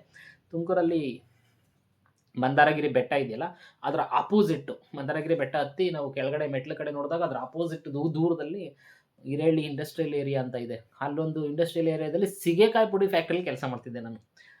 ಅಲ್ಲಿ ಕೂಡ ನಾನು ಹಾಯ್ ಬೆಂಗಳೂರು ಪೇಪರನ್ನು ಬಿಡದೆ ಓದ್ತಿದ್ದೆ ಪ್ರತಿ ವಾರ. ಆ ಸೀಗೆಕಾಯಿ ಪುಡಿ ಫ್ಯಾಕ್ಟ್ರಿ ಓನರು ಕೂಡ ಓದ್ತಿದ್ರು, ನಾನು ಕೂಡ ಪೇಪರ್ ಓದ್ತಿದ್ದೆ. ಬಹುಶಃ ಅವ್ರಿಗೆ ಗೊತ್ತಿರಲಿಲ್ಲ ನಾನು ರವಿ ಬೆಳಗೆರೆಯವರ ಅಭಿಮಾನಿ ಅಂತ. ಗೊತ್ತಿದ್ರೆ ನನ್ನನ್ನು ಬೇರೆ ಥರ ಟ್ರೀಟ್ ಮಾಡ್ತಿದ್ರು ಏನೋ ಅವರು. ಯಾಕಂದರೆ ನಾವು ರವಿ ಬೆಳಗೆರೆಯವರ ಅಭಿಮಾನಿಗಳನ್ನ ಟ್ರೀಟ್ ಮಾಡೋ ರೀತಿನೇ ಬೇರೆ. ಯಾರಾದರೂ ಒಬ್ಬ ವ್ಯಕ್ತಿ ರವಿ ಬೆಳಗೆರೆ ಪುಸ್ತಕ ಓದಿದ್ದಾನೆ, ಅವ್ರ ನಂತರ ಅವರು ಅಭಿಮಾನಿ ಅಂತಂದರೆ, ಅವ್ನು 100 ತಪ್ಪು ಮಾಡಿರಲಿ, ಅವ್ನು ಇನ್ನೇನೇ ಇರಲಿ, ಅವ್ನು ನಮ್ಮವನಷ್ಟೇ, ನನ್ನವನು ಅನ್ನೋ ಫೀಲ್ ಬರುತ್ತೆ. ಹಾಗಾಗಿ ಆ ಫ್ಯಾಕ್ಟ್ರಿಲಿ ಕೆಲಸ ಮಾಡ್ತಿರ್ಬೇಕಾದ್ರೆ ಏನೋ ಒಂದು ಬರೆದಿದ್ದೆ ಹಾಯ್ ಬೆಂಗಳೂರು ಪೇಪರ್ಗೆ, ಅದೊಂದು ಪ್ರಕಟ ಆಗಿತ್ತು. ಸೈಕಲ್ ತೊಗೊಂಡು ಅಲ್ಲಿಂದ ಕ್ಯಾತ್ಸಂದ್ರಕ್ಕೆ ಬಂದು ಆ ಪೇಪರನ್ನು ತೆಗೆದು ನೋಡ್ತೀನಿ. ನಾನು ಬರೆದಿದ್ದದ್ದು ಏನೋ ಒಂದಲ್ಲಿ ಪ್ರಕಟ ಆಗಿದೆ. ಕೇಳಿ ಅನ್ನೋ ಒಂದು ಕಾಲಮಲ್ಲಿ ಕ್ವಶನ್ಗಳು ಕೇಳ್ತಿದ್ವಿ. ತುಂಟತನದಿಂದ ಒಂದು ಕ್ವಶನ್ ಕೇಳೋದು, ರವಿ ಬೆಳಗೆರೆಯವರು ಅದನ್ನು ತುಂಟತನದಿಂದ ಉತ್ತರ ಕೊಡೋದು ಏನೋ ಮಾಡ್ತಿದ್ರು. ಆವಾಗ ನಾನು ಕೇಳಿದಂಥ ಕ್ವಶನ್ಗೆ ಉತ್ತರ ಮಾಡಿತ್ತು. ನನಗೆ ಎಷ್ಟು ಖುಷಿ ಆಗಿತ್ತು ಅಂದರೆ, ಆ್ಯಕ್ಚುಲಿ ಆ ಪೇಪರ್ ತಗೊಂಡು ಬರಬೇಕಾದ್ರೆ, ಸೈಕಲ್ ಇಟ್ಕೊಂಡು ಬರ್ಬೇಕಾದ್ರೆ ಕೆಳಗಡೆ ರೋಡಲ್ಲಿ ಬಿದ್ದಿತ್ತು. ಅದರಿಂದ ಒಂದು ಲಾರಿ ಎತ್ತೋಗ್ಬಿಟ್ಟಿದ್ದಾಗೆ ಇದ್ರ ಮೇಲೆ ಅದು ಒಂದು ಸ್ವಲ್ಪ ಹರಿದಂಗೆ ಆಗಿಬಿಟ್ಟಿತ್ತು. ಆಮೇಲೆ ಆ ಪೇಪರಲ್ಲಿ ನನ್ನ ಹೆಸರು ಬಂದಿದೆ ಅನ್ನೋ ಕಾರಣಕ್ಕೆ ನಾನು ಮತ್ತೆ ಕ್ಯಾತ್ಸಂದ್ರಕ್ಕೆ ಸೈಕಲ್ ತೊಗೊಂಡೋಗಿ ಇನ್ನೊಂದು ಪೇಪರ್ ತೊಗೊಂಬಂದೆ. ಈ ಪೇಪರ್ನ ನಾನು ಉಳಿಸ್ಕೋಬೇಕು ಅನ್ನೋ ಕಾರಣಕ್ಕೆ. ಅಷ್ಟರ ಮಟ್ಟಿಗೆ ನಾನು ಹುಚ್ಚು ಅಭಿಮಾನಿಯಾಗಿದ್ದೆ ರವಿ ಬೆಳಗೆರೆಯವ್ರಿಗೆ ಅಂತ ಹೇಳಕ್ಕೆ ಇಷ್ಟಪಡ್ತೀನಿ. ಇನ್ನೇನು ಹೇಳಿ ರವಿ ಬೆಳಗೆರೆಯವ್ರ ಬಗ್ಗೆ? ಅವ್ರು ಬರೆದಿರ್ತಕ್ಕಂಥ ಪುಸ್ತಕಗಳನ್ನ ಒಂದೊಂದಲ್ಲ, ನಾನು ಸುಮ್ಮನೆ ಹೆಸರು ಹೇಳ್ತಾ ಹೋಗ್ತೀನಿ ನೋಡಿ. ಬಾಟಮ್ ಐಟಮ್, ಖಾಸ್ ಬಾತಲ್ಲಿ 2005, 2006, ಮತ್ತು ಬಾಟಮ್ ಐಟಮ್ಮು, ಲವ್ಲವಿಕೆ ಪುಸ್ತಕಗಳನ್ನ ಓದಿದ್ರಲ್ವಾ? ಯಾರು ಯೌವನದಲ್ಲಿ ಲವ್ಗೆ ಬೀಳ್ತೀರಾ, ಅವರು ಲವಲವಿಕೆ ಪುಸ್ತಕವನ್ನು ಓದಬೇಕು. ರವಿ ಬೆಳಗೆರೆಯವರ ಒಬ್ಬ ಕಲ್ಪನಾತ್ಮಕವಾದ ಪ್ರೇಮೆಯನ್ನು ಕಲ್ಪಿಸ್ಕೊಂಡು ಲವಲವಿಕೆ ಅಂತ ಒಂದು ಕಾಲಮ್ಗಳನ್ನ ಬರಿತಿದ್ರು. ಅದರಲ್ಲಿ ಯಾವ ಲೆವೆಲ್ಲಿಗೆ ನಮ್ಮನ್ನ ಮೋಹಿತರನ್ನಾಗಿ ಮಾಡ್ತಿದ್ರು ಅಂದರೆ ಅವರ ರವಿ ಬೆಳಗೆರೆಯವರು ಬರೆದಿರ್ತಕ್ಕಂಥ ಲೈನ್ಗಳನ್ನೇ ನಾನು ಕಾಪಿ ಮಾಡ್ತಿದ್ದೆ. ಕಾಪಿ ಮಾಡಿ ಎಷ್ಟೋ ಕಡೆ ನನ್ನ ಬರವಣಿಗೆಯಲ್ಲಿ ಬಳಸ್ಕೊತಿದ್ದೆ. ಬರಿತಾ ನನಗೆ ಅನ್ಸಕ್ಕೆ ಶುರು ಮಾಡಿತು, ನಾನು ತುಂಬ ಕಾಪಿ ಮಾಡ್ತಿದ್ದೀನಿ ರವಿ ಬೆಳಗೆರೆಯವರು. ನನಗೆ ನನ್ನ ಸ್ವಂತಿಕೆ ಅನ್ನೋದೇ ಇಲ್ಲ. ನಾನು ಬರೆಯತಕ್ಕಂಥ ಪ್ರತಿಯೊಂದು ಮಾತಿನಲ್ಲೂ ರವಿ ಬೆಳಗೆರೆಯವರ ನೆರಳು ಕಾಣಿಸ್ತಿತ್ತು. ನಾನು ಬರೀತಕ್ಕಂಥ ಪ್ರತಿಯೊಂದು ವಾಕ್ಯದಲ್ಲೂ ರವಿ ಬೆಳಗೆರೆಯವ್ರನ್ನ ಕಾಪಿ ಮಾಡ್ತಿದ್ದೀನಿ ಅಂತ ಅನ್ನಿಸಕ್ಕೆ ಶುರು ಮಾಡಿಬಿಡ್ತು ನನಗೆ. ಹಾಗಾಗಿ ನಾನು ಬರೆಯೋದು ನಿಲ್ಲಿಸ್ಬಿಟ್ಟೆ. ಯಾವತ್ತೂ ನಾನು ರವಿ ಬೆಳಗೆರೆಯವರ ನೆರಳಿನಿಂದ ಆಚೆ ಬರ್ತೀನಿ, ರವಿ ಬೆಳಗೆರೆಯವ್ರನ್ನ ಬಿಟ್ಟು ಬರ್ತೀನಿ ಅಂತಲ್ಲ, ಆತನನ್ನು ಬಿಡೋಕ್ಕೆ ಸಾಧ್ಯನೇ ಇಲ್ಲ. Because is like my father. ನನಗೆ ನಿಜವಾದ ತಂದೆ, ನನ್ನ ತಂದೆಯ ಸ್ಥಾನದಲ್ಲಿ ಇರ್ತಕ್ಕಂಥ ವ್ಯಕ್ತಿ. ನನ್ನ ಹತ್ತಿರದಿಂದ ಬಲ್ಲವರೆಲ್ಲರಿಗೂ ಗೊತ್ತು. ರವಿ ಬೆಳಗೆರೆಯವರು ಸತ್ತಾಗ ನನ್ನ ಹಳೆ ಫ್ರೆಂಡ್ ಒಬ್ಬ ಫೋನ್ ಮಾಡಿ, ಏನಪ್ಪ ನಿಮ್ಮ ತಂದೆ ರವಿ ಬೆಳಗೆರೆಯವರು ಸತ್ತೋದ್ರಲ್ಲಪ್ಪ ಅಂತ. ಭಾಳ ಹಳೆ ಫ್ರೆಂಡು, ಅವ್ರ ಮಧ್ಯೆ ಕಾಂಟ್ಯಾಕ್ಟೇ ಇಲ್ದಿರೋರು ಎಷ್ಟೋ ವರ್ಷಗಳ ನಂತರ ಎಲ್ಲೋ ನನ್ನ ಹತ್ರ ಫೋನ್ ನಂಬರ್ ಇಸ್ಕೊಂಡು ಫೋನ್ ಮಾಡಿದರು. ಆವಾಗ ಅವ್ರಿಗೆ ಹೇಳ್ಕೊಂಡೆ, ಹೂನಪ್ಪ ತಂದೆನ ಕಳ್ಕೊಂಡಾಗಲೂ ಇಷ್ಟೊಂದು ದುಃಖ ಆಗಿರಲಿಲ್ಲ, ರವಿ ಬೆಳಗೆರೆಯವ್ರನ್ನ ಕಳ್ಕೊಂಡಾಗ ಅಂತ ದುಃಖ ಆಗ್ಬಿಡ್ತು ಅಂತ ಹೇಳ್ಕೊಂಬಿಟ್ಟಿದ್ದೆ ನಾನು. ಆ ಲೆವೆಲ್ಗೆ ಅವರನ್ನು ನನ್ನ ಪ್ರಭಾವಿತರನ್ನಾಗಿ ಮಾಡಿದ್ದಾರೆ. ಖಾಸ್ ಬಾತು, ಸಮಾಧಾನ ಅನ್ನೋ ಒಂದು ಅಂಕಣ, ಇವೆಲ್ಲ ಸಣ್ಣ ಬುಕ್ಗಳು ಬಿಡಿ. ಇವು ಮಧುಮಿತಾ ಶುಕ್ಲ ಹತ್ಯೆ, ಮರ್ಡರ್ ಮಿಸ್ಟ್ರಿ, ಏನಾಯಿತು ಮಗಳೇ, ಇಡ್ಲಿ ವಡೆ ಡೆಡ್ಲಿ ಮರ್ಡರ್, ಇವೆಲ್ಲ ಬಿಟ್ಬಿಡೋಣ. ಮೇಯ್ನು ರವಿ ಬೆಳಗೆರೆಯವರು ಪೀಕ್ ಪೀರಿಯಡಲ್ಲಿದ್ದಾಗ ಅವ್ರು ಬರೆದಂಥ ಪುಸ್ತಕಗಳ ಬಗ್ಗೆ ನಾನು ಮಾತಾಡೋಕ್ಕೆ ಇಷ್ಟಪಡ್ತೀನಿ. ಅವಾಗಿದ್ದಂಥ ಪುಸ್ತಕಗಳು ಮಾಟಗಾತಿ, ನೀ ಹಿಂಗೆ ನೋಡಬೇಡ ನನ್ನ, ಯಾರ್ಯಾರು ಹೇಳಿ ಹೋಗುವ ಕಾರಣ ಪುಸ್ತಕವನ್ನು ಓದಿ ಸೋಷಿಯಲ್ ಮೀಡಿಯಾದಲ್ಲಿ ಹುಚ್ಚರಾಗಿದ್ದೀರಾ ಅವ್ರಿಗೆ ನಾನು ಇನ್ನೊಂದು ಸಜೆಷನ್ ಮಾಡ್ತೀನಿ. ನೀ ಹಿಂಗೆ ನೋಡಬೇಡ ನನ್ನ ಅನ್ನೋ ಒಂದು ಪುಸ್ತಕ ಇದೆ ರವಿ ಬೆಳಗೆರೆಯವ್ರದ್ದು, ಇದನ್ನು ಓದಿ. ನೋಡಿ, ಲವಲವಿಕೆ ಬಂದು, ಅದ್ರ ಜೊತೆ ಲವಲವಿಕೆನೂ ಈಚೆಗೆ ಬಂತು. ಈ ಪುಸ್ತಕವನ್ನು ನಾನು ಅದೆಷ್ಟು ಸಲ ಓದಿದ್ದೀನೋ.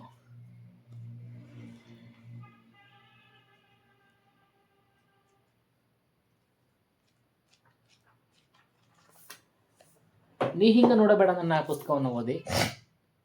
ಹೇಳಿ ಹೋಗೋ ಕಾರಣ ಪುಸ್ತಕವನ್ನು ಯಾರ್ಯಾರು ಓದಿದ್ದೀರಾ, ಓದಿ ರವಿ ಬೆಳಗೆರೆಯವ್ರನ್ನ ಬಂದ ಪ್ರಭಾವಿತರಾಗಿದ್ದೀರಾ, ಅವರ ಬರವಣಿಗೆಯಿಂದ ಪ್ರಭಾವಿತರಾಗಿದ್ದೀರಾ, ಹುಚ್ಚರಾಗಿದ್ದೀರಾ, ಇವರೆಲ್ಲ ಈ ಪುಸ್ತಕವನ್ನು ಓದಿ. ನೀ ಹಿಂಗೆ ನೋಡಬೇಡ ನನ್ನ. ಆ ರವಿ ಹೇಳಿ ಹೋಗೋ ಕಾರಣಕ್ಕಿಂತ 10 ಪಟ್ಟು ಹೆಚ್ಚಿನ ಕಿಕ್ ನಿಮ್ಗೆ ಇದರಲ್ಲಿ ಸಿಗುತ್ತೆ. ಹಾಗಾಗಿ ಇದನ್ನು ಇದು ಮಾಡಿ. ನಾನು ಸುಮ್ಮನೆ ಹೇಳೋದಲ್ಲ, ರವಿ ಬೆಳಗೆರೆಯವರು ಎಷ್ಟು ಒಂದು ಆಳದ ಬರವಣಿಗೆ ಅಂತ ಹೇಳಬೇಕು ಅಂದರೆ ಅಟ್ಲೀಸ್ಟ್ ಒಂದೊಂದು ಇದನ್ನು ಓದಬೇಕು ನಾನು. ಖಾಸ್ ಬಾತಲ್ಲಿ, ಲವಲವಿಕೆಯಲ್ಲಿ ಮತ್ತು ಬಾಟಮ್ ಐಟಮಲ್ಲಿ, ಈ 3 ಪುಸ್ತಕಗಳಲ್ಲಿ ಯಾವುದಾದ್ರೂ ಒಂದೊಂದು ತುಂಬ ಚೆನ್ನಾಗಿರ್ತಕ್ಕಂಥದ್ದನ್ನು ಓದಿ ಎಕ್ಸ್ಪ್ಲೈನ್ ಮಾಡಬೇಕು. ಆವಾಗ ನಿಮ್ಗೆ ಅರ್ಥ ಆಗುತ್ತೆ. ಬಹುಶಃ ಇದು ಓದೋದು ಸರಿನೋ ತಪ್ಪೋ ನನಗೆ ಗೊತ್ತಿಲ್ಲ. ಬೇರೆಯವರ ರವಿ ಬೆಳಗೆರೆಯವರ ಪುಸ್ತಕಗಳನ್ನ ಓದೋದು, ಅವರ ಪರ್ಮಿಷನ್ ಇಲ್ಲದೆ ಅವರ ಪುಸ್ತಕಗಳನ್ನು ಪ್ರಚಾರ ಮಾಡೋದು ಕಾಪಿರೈಟ್ಗೆ ಆಗುತ್ತೋ ಹೆಂಗೋ ಗೊತ್ತಿಲ್ಲ. ಕಾಪಿರೈಟಿಂಗ್ ಆದರೂ ಕೂಡ ನನಗೆ ಮೊದಲೇ ಕ್ಷಮೆ ಕೇಳ್ತಾ, ನಾನೊಬ್ಬ ರವಿ ಬೆಳಗೆರೆಯವರ ಅಭಿಮಾನಿಯಾಗಿ ರವಿ ಬೆಳಗೆರೆಯವರ ಪುಸ್ತಕಗಳನ್ನ ಪ್ರಚಾರ ಮಾಡೋಕ್ಕೋಸ್ಕರ ಮಾತ್ರ ಅದನ್ನು ಓದ್ತೀನಿ ಅಂತ ದಯಮಾಡಿ ತಿಳ್ಕೊಬೇಕು ಎಲ್ಲರೂ. ನೋಡೋಣ, ಈಗ ಒಂದನ್ನು ಹುಡುಕ್ತೀನಿ, ಈ ವಿಡಿಯೋನ ಪಾಸ್ ಮಾಡ್ತೀನಿ, ಪಾಸ್ ಮಾಡಿ ಹುಡುಕಿ ಒಂದೊಂದು ನಿಮಿಷ 2 ನಿಮಿಷ ಓದ್ತೀನಿ. ಕೇಳಿಸ್ಕೊಳ್ಳಿ ರವಿ ಬೆಳಗೆರೆಯವರ ಎಷ್ಟು ಆಳದ ವ್ಯಕ್ತಿ ಅಂತಂದ್ಬಿಟ್ಟು ಕೇಳಿಸ್ಕೊಳ್ಳಿ. ಇನ್ನೊಂದು ಇನ್ಸಿಡೆಂಟು ರವಿ ಬೆಳಗೆರೆಯವರದು ನನ್ನ ಒಂದು ನೆನಪಿಂದ ಹೇಳ್ಕೋಬೇಕು ಅಂದರೆ, ನಮ್ಮ ಡಿ.ಎಡ್ ಕಾಲೇಜಲ್ಲಿ ಒಬ್ಬರು ಇಂಗ್ಲೀಷ್ ಲೆಕ್ಚರರ್ ಇದ್ದರು. ಅವ್ರ ಹೆಸರೇನಪ್ಪ ಅಂದರೆ, ಅವರು ಗಂಜಲಗುಂಟೆ ಹೈಸ್ಕೂಲ್ಗೆ ಇಂಗ್ಲೀಷ್ ಪಾಠನೂ ಮಾಡ್ತಿದ್ರು. ಅವ್ರ ಹೆಸರು ಮರ್ತದ್ನಲ್ಲಪ್ಪ, ಇಂಗ್ಲೀಷ್ ಪಾಠ ಮಾಡ್ತಿದ್ರು.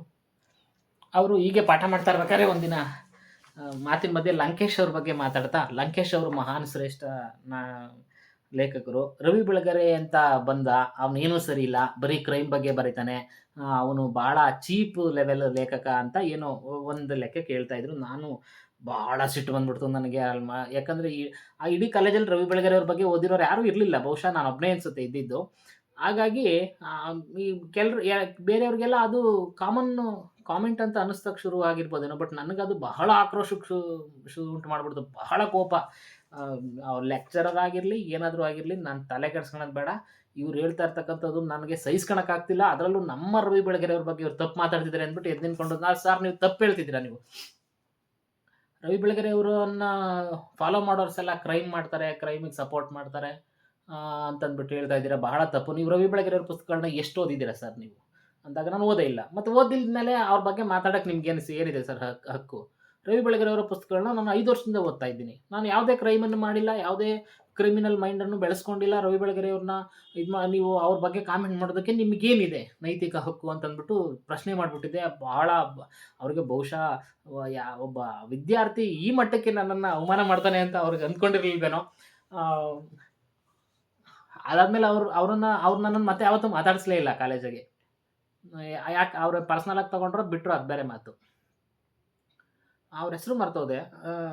ತುಂಬ ಜನ ನನ್ನ ಸ್ನೇಹಿತರು ಅವತ್ತು ನನ್ನನ್ನು ಗುರುತಿಸಿದ್ರು. ಇವನು ಬಾರಿ ಇವನ ಹತ್ರ ಸ್ವಲ್ಪ ಹುಷಾರಾಗಿರ್ಬೇಕು ಅನ್ನೋ ಲೆಕ್ಕಕ್ಕೆ, ಅಥವಾ ಒಟ್ಟಿನಲ್ಲಿ ಕಾಲೇಜಲ್ಲಿ ನಮಗೆ ಅದೊಂದು ಘಟನೆ ಆಗಿತ್ತು. ಇದಾದಮೇಲೆ ಇನ್ನೊಂದು ಘಟನೆನೂ ಆಗಿದೆ. ಲೈಕ್ ಕೆಲವೊಂದು ಸಲ ಒಳ್ಳೆಯವರು ಇರ್ತಾರೆ, ಕೆಟ್ಟವರು ಇರ್ತಾರೆ. ನಾವೊಬ್ಬ ಶಿಕ್ಷಕರಾಗಿ ಒಳ್ಳೆ ಶಿಕ್ಷಕರನ್ನು ನೋಡಿದ್ದೀನಿ, ಕೆಟ್ಟ ಶಿಕ್ಷಕರು ನೋಡಿದ್ದೀನಿ. ಇನ್ನೊಬ್ರು ಇದ್ರು ಕೆಂಬ ರೇಣುಕಯ್ಯ ಅಂತ, ಅವರು ಕನ್ನಡ ಲೆಕ್ಚರರು. ಅಯ್ಯಪ್ಪ, ಸ್ಟಾರ್ಟಿಂಗೆ ನಾವು ಡಿ.ಎಡ್ ಹೋಗಿ ಫಸ್ಟ್ ಕ್ಲಾಸಾಗೆ ಬರೆದಿಟ್ಕೊಂಡ್ಬಿಟ್ರೆ ನಿಮಗೆಲ್ಲ ಇಲ್ಲಿರೋತಕ್ಕಂಥವ್ರಿಗೆ ಯಾರಿಗೂ ಟೀಚರ್ ಕೆಲಸ ಸಿಗಲ್ಲ, ಸುಮ್ಮನೆ ಬಂದಿದ್ದೀರ ಅಷ್ಟೇ ನೀವು ಅಂತ ಏನೋ ಒಂದು ಕಾಮೆಂಟ್ ಮಾಡಿಬಿಟ್ಟಿದ್ರು. ಭಾಳ ನೋವಾಯಿತು ನನಗೆ. ಬಟ್ ಆ ಅಪ್ಪಂಗೆ ನಾನೇನು ಎದುರು ಮಾತಾಡೋಕ್ಕೆ ಹೋಗಲಿಲ್ಲ. ಬಟ್ ಅವತ್ತಿನಿಂದಲೂ ನನಗೆ ಆತನ ಬಗ್ಗೆ, ಆ ವ್ಯಕ್ತಿ ಬಗ್ಗೆ ಗೌರವ ಬರಲೇ ಇಲ್ಲ. ಕೆಂಬ ರೇಣುಕಯ್ಯವ್ರ ಬಗ್ಗೆ ಯಾರೋ ಅವ್ರ ಸ್ನೇಹಿತರು ನ್ಯೂಜಿಲೆಂಡ್ಗೆ ಹೋಗಿದ್ರಂತೆ. ನಾ ಕಂಡ ನ್ಯೂಜಿಲೆಂಡ್ ಅಂತ ಒಂದು ಪುಸ್ತಕ ಬರೆದಿರಂತೆ. ಅದನ್ನೆಲ್ಲ ತಂದು ಬಲವಂತವಾಗಿ ನಮಗೆ ತುರುಕಿ, ನಮಗೆ ತಗೊಳ್ಳೇಬೇಕು, ಇದನ್ನು ಕೊಂಡ್ಕೊಳ್ಳೇಬೇಕು ಅಂತ ನಮಗೆಲ್ಲ ಬಲವಂತವಾಗಿ ಮಾರಾಟ ಮಾಡಿದ್ರು ಅವರು. ಅದು ಕೂಡ ನನಗಿಷ್ಟ ಆಗಿರಲಿಲ್ಲ. ಹಾಗಾಗಿ ನಮ್ಮ ಡಿ.ಎಡ್ ಲೆಕ್ಚರರ್ ಕೆಂಬ ರೇಣುಕಯ್ಯವ್ರ ಬಗ್ಗೆ ನನಗೆ ಗೌರವ ಅನ್ನೋದು ಬರಲೇ ಇಲ್ಲ. ಅಗೌರವ ಏನು ತೋರಿಸೋದಿಲ್ಲ, ಆದರೆ ಗೌರವ ಬರಲಿಲ್ಲ ಅಷ್ಟೇ. ಗೌರವಿಸೋದಿಲ್ಲ ನಾನಂಥ ವ್ಯಕ್ತಿಗಳನ್ನ ಅಂತ ಹೇಳೋಕ್ಕೆ. ಇರಲಿ, ಇದು ನೋಡಿ, ಖಾಸ್ಬಾತ್ 2000ನೇ ಇಸ್ವಿನಲ್ಲಿ ಅವ್ರು ಬರೆದಿರ್ತಕ್ಕಂಥ ಖಾಸ್ಬಾತ್ ಅಂಕಣಗಳ ಒಂದು ಈ ಒಂದು ಲಿಸ್ಟ್ ಇದು. ಆ ಪುಸ್ತಕವನ್ನು ಮಾಡಿದ್ದಾರೆ. ಇದರಲ್ಲಿರ್ತಕ್ಕಂಥ ಒಂದು ಲೇಖನವನ್ನು ಓದ್ತೀನಿ, ಕೇಳಿಸ್ಕೊಳ್ಳಿ. ಹೆತ್ತ ಮಗಳ ಎದೆ ಮೇಲೆ ಉಳಿ ಕತ್ತಿ. ಏನಾಗಿದೆ ನನಗೆ? ನನ್ನೊಂದಿಗೆ ನಾನೇ ಜಗಳಕ್ಕೆ ಬಿದ್ದಿದ್ದೇನಾ ಗೊತ್ತಿಲ್ಲ. ದಿನಕ್ಕೆ ಕನಿಷ್ಠ 40 ಅರೆ ಕಪ್ಪುಗಳಷ್ಟು ಕಾಫಿ ಕುಡಿಯುತ್ತಿದ್ದವನು ಅಗದಿ 2 ಲೋಟಕ್ಕೆ ಇಳಿದಿದ್ದೇನೆ. ಸಿಗರೇಟು, ಇಳಿಮುಖ, 2 ಹೊತ್ತು ಒಂದೇ ತರಹದ ಆಹಾರ. ಸ್ವಚ್ಛ ನೆಲದ ಮೇಲೆ ತಟ್ಟೆ ಕೂಡ ಇಟ್ಟುಕೊಳ್ಳದೆ ಉಗುರು ಬೆಚ್ಚಗಿನ ಅನ್ನ ಪಿಡಚೆ ಮಾಡಿಕೊಂಡು ಉಣ್ಣುತ್ತಿದ್ದೇನೆ. ಇದ್ದಕ್ಕಿದ್ದಂತೆ ನನ್ನೊಳಗೊಂದು ಮೌನ ಸ್ಥಾಪಿತವಾಗಿದೆ. ಮಾತು ಸಾಕೆನ್ನಿಸಿದೆ. ತೀರಾ ಆಡಲೇಬೇಕು ಅನ್ನಿಸಿದಾಗ ನನಗಿಷ್ಟದ 2 ಹಾಡು ಹಾಡಿಕೊಳ್ಳುತ್ತೇನೆ. ಮೊದಮೊದಲು ನಾನು ಯಾರ ಮೇಲೋ ಸಿಟ್ಟು ಮಾಡಿಕೊಂಡಿದ್ದೇನೆ ಎನಿಸುತ್ತಿತ್ತು. ರಾತ್ರಿ ನನ್ನ ಕಾವಲಿಗೆಂಬಂತೆ ಉಳಿಯುತ್ತಿದ್ದ ಆಫೀಸಿನ ಹುಡುಗರನ್ನೆಲ್ಲ ಅವರವರ ಮನೆಗೆ ಕಳಿಸಿ ವಿಶಾಲವಾದ ಆಫೀಸಿನೊಳಗೆ ನಾನೊಬ್ಬನೇ ಸೇರಿಕೊಂಡು ಬೋಲ್ಟು ಹಾಕಿಕೊಂಡೆ. ಬೇಗಂ ಹಕ್ತರಳ ಗಜಲು ಕೇಳಿದೆ. ಮಧ್ಯರಾತ್ರಿ ಎದ್ದು ತುಂಬಾ ಹೊತ್ತು ಬರೆದೆ. ಬೆಳಗಿನ ಜಾವಕ್ಕೆ ನನ್ನ ವಾಕರ್ ಮೇಲೆ ಮೈದಣಿಯೇ ವಾಕ್ ಮಾಡಿದೆ. ನೀರು ಕಾಯಿಸಿಕೊಂಡು ಸ್ನಾನ ಮಾಡಿದೆ. ಆಫೀಸಿನೊಳಗಿದ್ದ ಕಿಚನ್ ಅನ್ನು ಪೂರ್ತಿ ರದ್ದು ಮಾಡಿರುವುದರಿಂದ ಬೆಳಗಿನ ಕಾಫಿ ಇಲ್ಲ. ಸಿಗರೇಟು ಕೂಡ ಎಷ್ಟೋ ಹೊತ್ತಿಗೆ ಒತ್ತಿಸಿಕೊಂಡೆ. ಇದ್ದಕ್ಕಿದ್ದಂತೆ ಅನಿಸಿತು, ನಾನು ಯಾರ ಮೇಲೂ ಸಿಟ್ಟು ಮಾಡಿಕೊಂಡಿಲ್ಲ. ನನ್ನ ಮೇಲೂ ನನಗೆ ಜಗಳವಿಲ್ಲ. ಅಸಲಿಗೆ ನನಗೊಂದು ದುಃಖ ತಪ್ತವಾದ ಮೆಲಾಂಕಲಸ್ ಮೂಡ್ ಕೂಡ ಇಲ್ಲ. ನಂಗೇನಾಗಿದೆ? ದಾಡಿ, ಐ ಆಮ್ ಫೈನ್. ಹೆಚ್ಚೆಂದರೆ ಮುದ್ದು ಜಾಸ್ತಿಯಾಗಿದೆ, ಪ್ರೀತಿ ಜಾಸ್ತಿಯಾಗಿದೆ. ಸುಖ, ಸವಲತ್ತು, ಹೇಳಿದ ಮಾತು ಕೇಳುವವರು, ಕೇಳಿದಾಗ ಸಿಗರೇಟು ತಂದು ಕೊಡುವವರು, ಊಟ ಬಟ್ಟೆ ಒದಗಿಸುವವರು. ಇದೆಲ್ಲ ಸುಖ ಜಾಸ್ತಿಯಾಗಬಾರದು. ವಿಲಾಸಕ್ಕೆ ಬಿದ್ದು ಬಿಟ್ಟರೆ ನಾನೊಬ್ಬ ಥರ್ಡ್ ರೇಟ್ ಆಸೆ ಬುರುಕ. ಸಿಕ್ಕಷ್ಟು ದೋಚಿಕೊಂಡೇನೆಂಬ ಹಪಾಹಪಿ. ಯಾರಾದರೂ ಪ್ರೀತಿಸಿದರೆ ಅವರು ತಮ್ಮನ್ನೂ ಕೂಡ ಮರೆತು ನನ್ನೊಂದಿಗಿದ್ದು ಬಿಡಬೇಕು ಅಂತ ಆಶಿಸುವ ಪ್ರೀತಿಪಾಕ. ಅವರಿಗೆ ತಮ್ಮದೇ ಆದ ಒಂದು ಪ್ರೈವೇಸಿ ಇರುತ್ತೆ. ಬದುಕಲು ಅವರಿಗೆ ತಮ್ಮದೇ ಆದ ಸ್ಪೇಸ್ ಬೇಕು. ಒಂದು ಅಂತರ ಕಾಯ್ದಿಟ್ಟುಕೊಳ್ಳಬೇಕು. ಗೊತ್ತಾಗುವುದೇ ಇಲ್ಲ ನನಗೆ. ಕರಡಿಯ ಹಾಗೆ ಆವರಿಸಿಕೊಳ್ಳುತ್ತೇನೆ. ಅವರು ನೆರಳಿನಂತೆ ನನ್ನ ಸುತ್ತ ತಿರುಗುತ್ತಲೇ ಇರಲಿ ಅಂತ ಬಯಸುತ್ತೇನೆ. ಪೀಡೆ ಪ್ರೀತಿ ನನ್ನದು. ಏನು ಮಾಡಿದರೂ ಅತಿ ಮಾಡುತ್ತೇನೆ. ನಿನ್ನದು ಹುಲಿ ಮುದ್ದು ಕಣೋ ಅನ್ನುತ್ತಿದ್ದಳು ಅಮ್ಮ. ನಿಜಕ್ಕೂ ಫೂಲಿಶ್ ಫೆಲೋ. ಹದ್ದು ಬಸ್ತಿನಲ್ಲಿರದ ಭಾವುಕ. ಪ್ರೀತಿಸಿದವರನ್ನೇ ಕಾಡುತ್ತೇನೆ. ಕಾಡಿ ಪ್ರೀತಿಸುತ್ತೇನೆ. ಮೊನ್ನೆ ಓದುಗರೊಬ್ಬರು ಪ್ರಶ್ನೆ ಕೇಳಿದರು, ಜೀವನದಲ್ಲಿ ಇಷ್ಟೊಂದು ಏಳು ಬೀಳು ನೋಡಿದ್ದೀಯಾ, ನಿನಗಿನ್ನೂ ವೈರಾಗ್ಯ ಬಂದಿಲ್ಲವೇ ಅಂತ. ಬಹುಶಃ ಅದಕ್ಕೇ ಬಂದಿಲ್ಲ ಅಂತ ಉತ್ತರಿಸಿದೆ. ನಂಗೆ ಗೊತ್ತು, ಎದ್ದದ್ದು ಏಳು ಅಲ್ಲ, ಬಿದ್ದದ್ದು ಬೀಳು ಅಲ್ಲ. ಆ ಪರಿ ಬಿದ್ದು ಎದ್ದಿದ್ದೇನೆ. ಪಂಚತಾರಾ ಹೋಟೆಲಿನಲ್ಲಿ ಪಾಪದಷ್ಟು ಮೆತ್ತಗಿರುವ ಸೋಫಾದ ಮೇಲೆ ಕುಳಿತು ಸ್ಕಾಚು ವಿಸ್ಕಿ ಗ್ಲಾಸಿನಲ್ಲಿ ಕಣ್ಣಿಂದ ನೋಡಿದರೆ ಸಾಕು ಕರಗಿ ಹೋಗುವಷ್ಟು ಶುಭ್ರವಾದ ಐಸ್ ಕ್ಯೂಬ್ ದಿಟ್ಟಿಸುತ್ತಾ ಗಂಟೆಗಟ್ಟಲೆ ಹಳದಿ ದ್ರವ ಸುರುವಿಕೊಂಡಿದ್ದೇನೆ.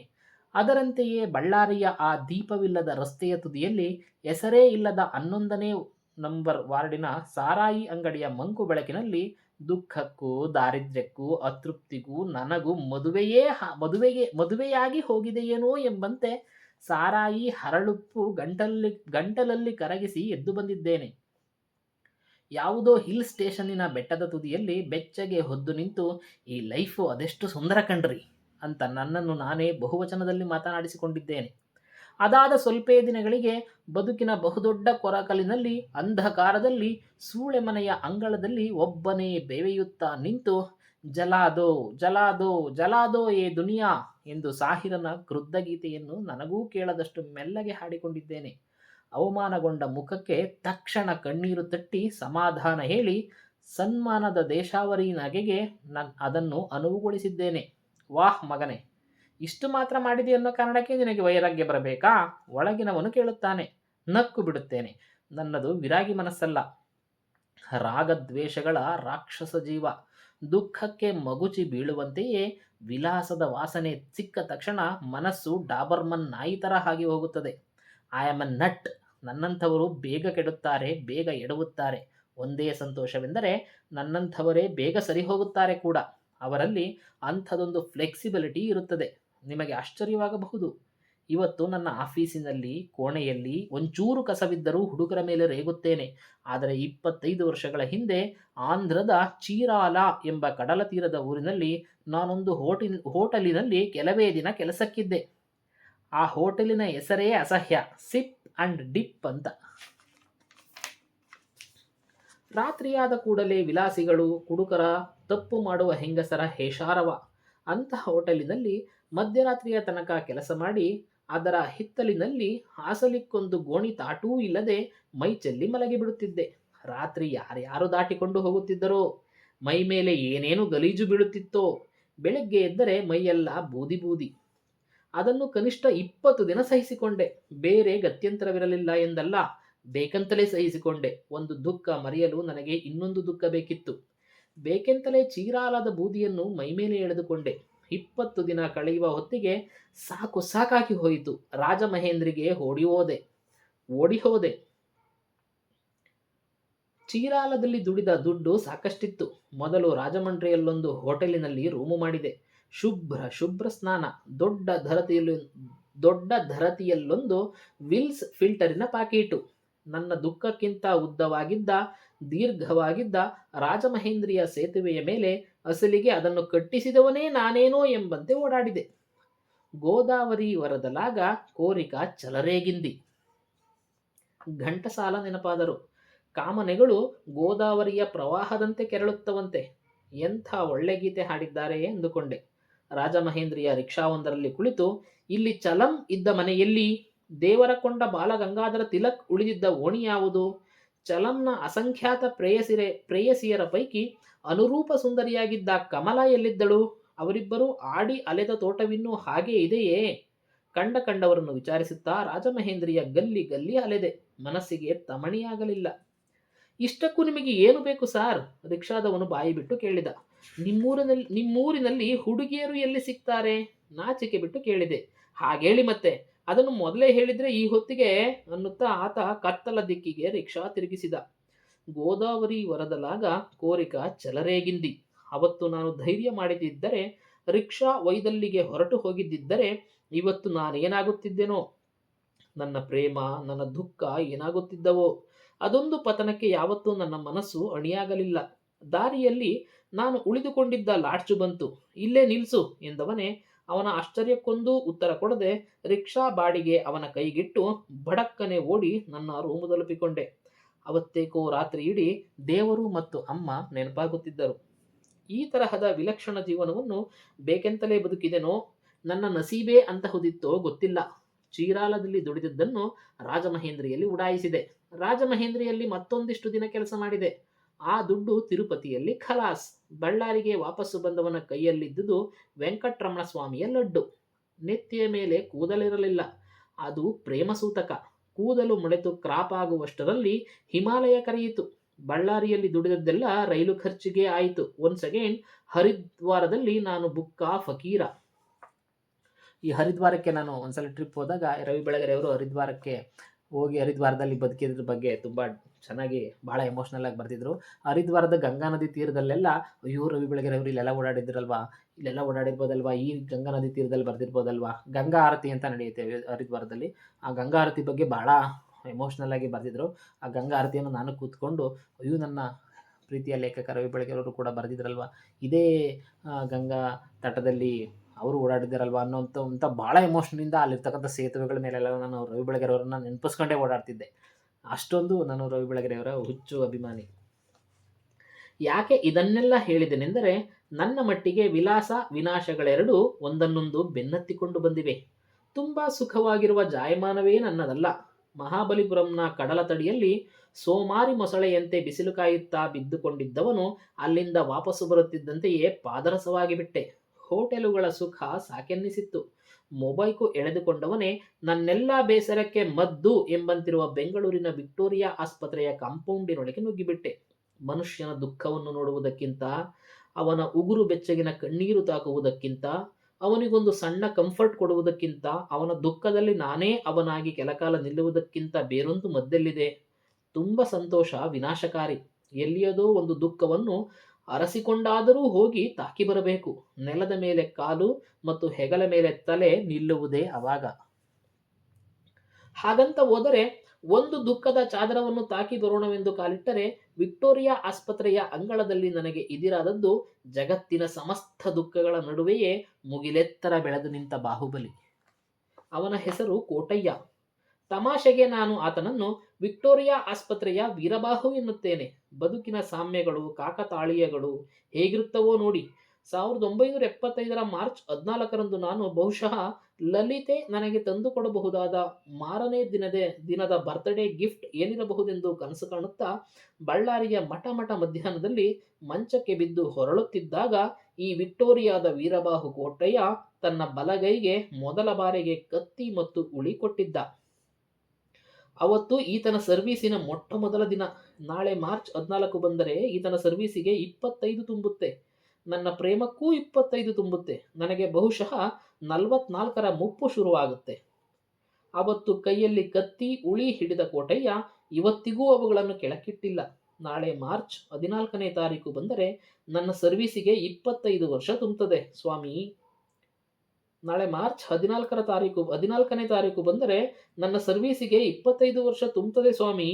Silver jubilee. ಹೆಂಗೆ ಹೆಣಿಸಿದರೂ 1 ಲಕ್ಷ ಹೆಣ ಕುಯ್ದಿದ್ದೀನಿ. ಯಾವುದನ್ನಂತ ನೆನಪಿಟ್ಟುಕೊಂಡು ಹೇಳಲಿ? ಮೇಲ್ತುಟಿಯ ಮೇಲೆ ಪೊದೆ ಪೊದೆಯಾಗಿ ಬೆಳೆದ ತನ್ನ ಅಗಾಧ ಮೀಸೆಯನ್ನು ನೀವಿಕೊಂಡು ಮಾತನಾಡತೊಡಗಿದ ಕೋಟಯ್ಯನನ್ನು ಕರೆದುಕೊಂಡು ವಿಕ್ಟೋರಿಯಾದ ಹಿಂದಿರುವ ಬಾಳೆಕಾಯಿ ಮಂಡಿಯ ಸಾರಾಯಿ ಅಂಗಡಿಯತ್ತ ಹೆಜ್ಜೆ ಹಾಕತೊಡಗಿದೆ. ಸ್ಟಾರ್ ಹೋಟೆಲುಗಳಲ್ಲಿ ಕತೆಗಳು ಅರಳುವುದಿಲ್ಲ. ಅನುಭವಗಳು ಆರ್ದ್ರಗೊಂಡು ಗಂಟಲಿನಿಂದ ಎದ್ದು ಬರುವುದಿಲ್ಲ. ಬಾರುಗಳಲ್ಲಿ ಎದೆ ಬಡಿದುಕೊಂಡಂತೆ ಮಾತಾಡುವವರ ಕಲರವ ಸಾರಾಯಿ ಅಂಗಡಿ ಹಾಗಲ್ಲ. ಅಲ್ಲಿಗೆ ಬರುವವರೆಲ್ಲ ಬಡವರೇ, ಮಾತು ಮುಗಿದು ಹೋದವರೇ. ಸುಡು ಸುಡು ಸಾರಾಯಿ ಗಂಟಲಿಗಿಳಿದರೆ ಬದುಕೆ ಹಾಡಾಗಿ ಹೊರಬೀಳುತ್ತದೆ. ಕೊಂಚ ಹೊತ್ತಿನ ನಂತರ ಕೋಟಯ್ಯ ಸುಮ್ಮನೆ ಒಂದೇ ರವಳಿಯಲ್ಲಿ ಎಂಬಂತೆ ಮಾತನಾಡತೊಡಗಿದ. ಆತನನ್ನು ಆಸ್ಪತ್ರೆಯ ಭಾಷೆಯಲ್ಲಿ ಶವಾಗಾರದ ಸ್ಯಾನಿಟರಿ ವರ್ಕರ್ ಎಂದು ಕರೆಯುತ್ತಾರೆ. ಅವನಂತವರು 12 ಜನ ಇದ್ದಾರೆ ಶವಾಗಾರದಲ್ಲಿ. ಅವರಿಗೆಲ್ಲ ಈ ಕೋಟಯ್ಯ ನಾಯಕ. ಅವನ ಪೊದೆ ಮೀಸೆ, ಭಯಂಕರವೆನ್ನಿಸುವ ಕಸುಬು ಮತ್ತು ಅದರ ಕಾಠಿಣ್ಯ ನೋಡಿದವರು ಕೋಟಯ್ಯನನ್ನು ಯಮದೂತ ಎನ್ನುತ್ತಾರೆ. ಸುಮ್ಮನೆ ಸಹಿಸಿಕೊಂಡು ನಗುತ್ತಾನೆ ಕೋಟಯ್ಯ. ಅವನಿಗೀಗ 52 ವರ್ಷ ವಯಸ್ಸು. ನನಗಿಂತ ದೊಡ್ಡವನು, ನನಗಿಂತ ನೊಂದವನು. ಆತ್ಮಹತ್ಯೆ, ಡೌರಿ ಡೆತ್ತು, ಲಾಕಪ್ ಸಾವು, ಅಪಘಾತ, ಬೆಂಕಿ ದುರಂತ, ಕಳ್ಳಬಟ್ಟಿ ಸಾವು, ವಿಷಪಾನ, ಕೊಲೆ, ಹಸಿವಿನ ಸಾವು, ಅದೆಷ್ಟು ತರೇವಾರಿ ಸಾವುಗಳನ್ನು ನೋಡಿದ್ದಾನೋ. ಅವನು ಶವಾಗಾರದ ಸಿಮೆಂಟು ಕಟ್ಟೆಯ ಮುಂದೆ ನಿಂತು ಹೆಣದ ಎದೆಗೆ ಕತ್ತಿ ಇಟ್ಟರೆ ಉಂಟು, ಇಲ್ಲದಿದ್ದರೆ ಸತ್ತವನ ಪಾಪಗಳ ಕೀಲಿಯನ್ನು ಯಾವ ಡಾಕ್ಟರ್ನೂ ತೆಗೆಯಲಾರ. ಒಂದರ್ಥದಲ್ಲಿ ಎಲ್ಲಾ ತರಹದ ಅಸಹಜ ಸಾವುಗಳಿಗೂ ಕರ್ಮ ಕಳೆಯಿತೆಂಬ ಮೊಹರು ಒಡೆದು ಈ ಲೋಕದಿಂದ ರವಾನಿಸುವ ಕೊನೆಯ ನ್ಯಾಯಾಧೀಶ ಕೋಟಯ್ಯ. ಅದೊಂದು ದಿನ ಮಂಜುಳಾ ಬಂದರು. ಅವಳ ಸಿನಿಮಾ ನಾನೇ ನೋಡಿದ್ದೇನಲ್ಲ, ಸಂಪತ್ತಿಗೆ ಸವಾಲು. ಏನು ಹುಚ್ಚು ಜನಕ್ಕೆ! ಸಿಳ್ಳೆ, ಚಪ್ಪಾಳೆ, ರೋಮಾಂಚನ ಯಾವುದಕ್ಕೆ ಕಡಿಮೆ ಇತ್ತು? ನನ್ನ ಸಿಮೆಂಟಿನ ಕಟ್ಟೆಯ ಮೇಲೆ ಕದಲದೆ ಮಲಗಿಕೊಂಡಾಗ ಅದೆಲ್ಲ ಎಲ್ಲಿತ್ತು? ಕೇವಲ ಸುಟ್ಟ ಮಾಂಸದ ಮುದ್ದೆ, ಬೆಂದು ಹೋದ ಚೆಲುವು. ಅವತ್ತು ಒಂದೇ ಒಂದು ಮಾತು ಆಡದೆ ಆ ಯಮ್ಮನ ಹೆಣದ ಕರ್ಮ ಕಳೆದು ಕಳಿಸಿದೆ. ಇನ್ನಿಬ್ಬರಿದ್ದರಲ್ಲ, ರಾಜೀವ್ ಗಾಂಧಿಯನ್ನೇ ಕೊಂದವರು. ದೇಶಕ್ಕೆ ದೇಶ ನಡುಗಿ ಹೋಗಿತ್ತು. ಯಾರಿಗೂ ಎದರದ ಪಾಖಂಡಿಗಳಂತೆಯೇ ಅಂದರು ಜನ. ಕಡೆಗೇನಾಯಿತು? ಇದೇ ಸಿಮೆಂಟಿನ ಕಟ್ಟೆ. ಉಸಿರು ಬಿಗಿ ಹಿಡಿದವರಂತೆ ಮಲಗಿದ್ದರು. ಎದುರಿಗೆ ನಾನೇ ನಿಂತಿದ್ದೆ.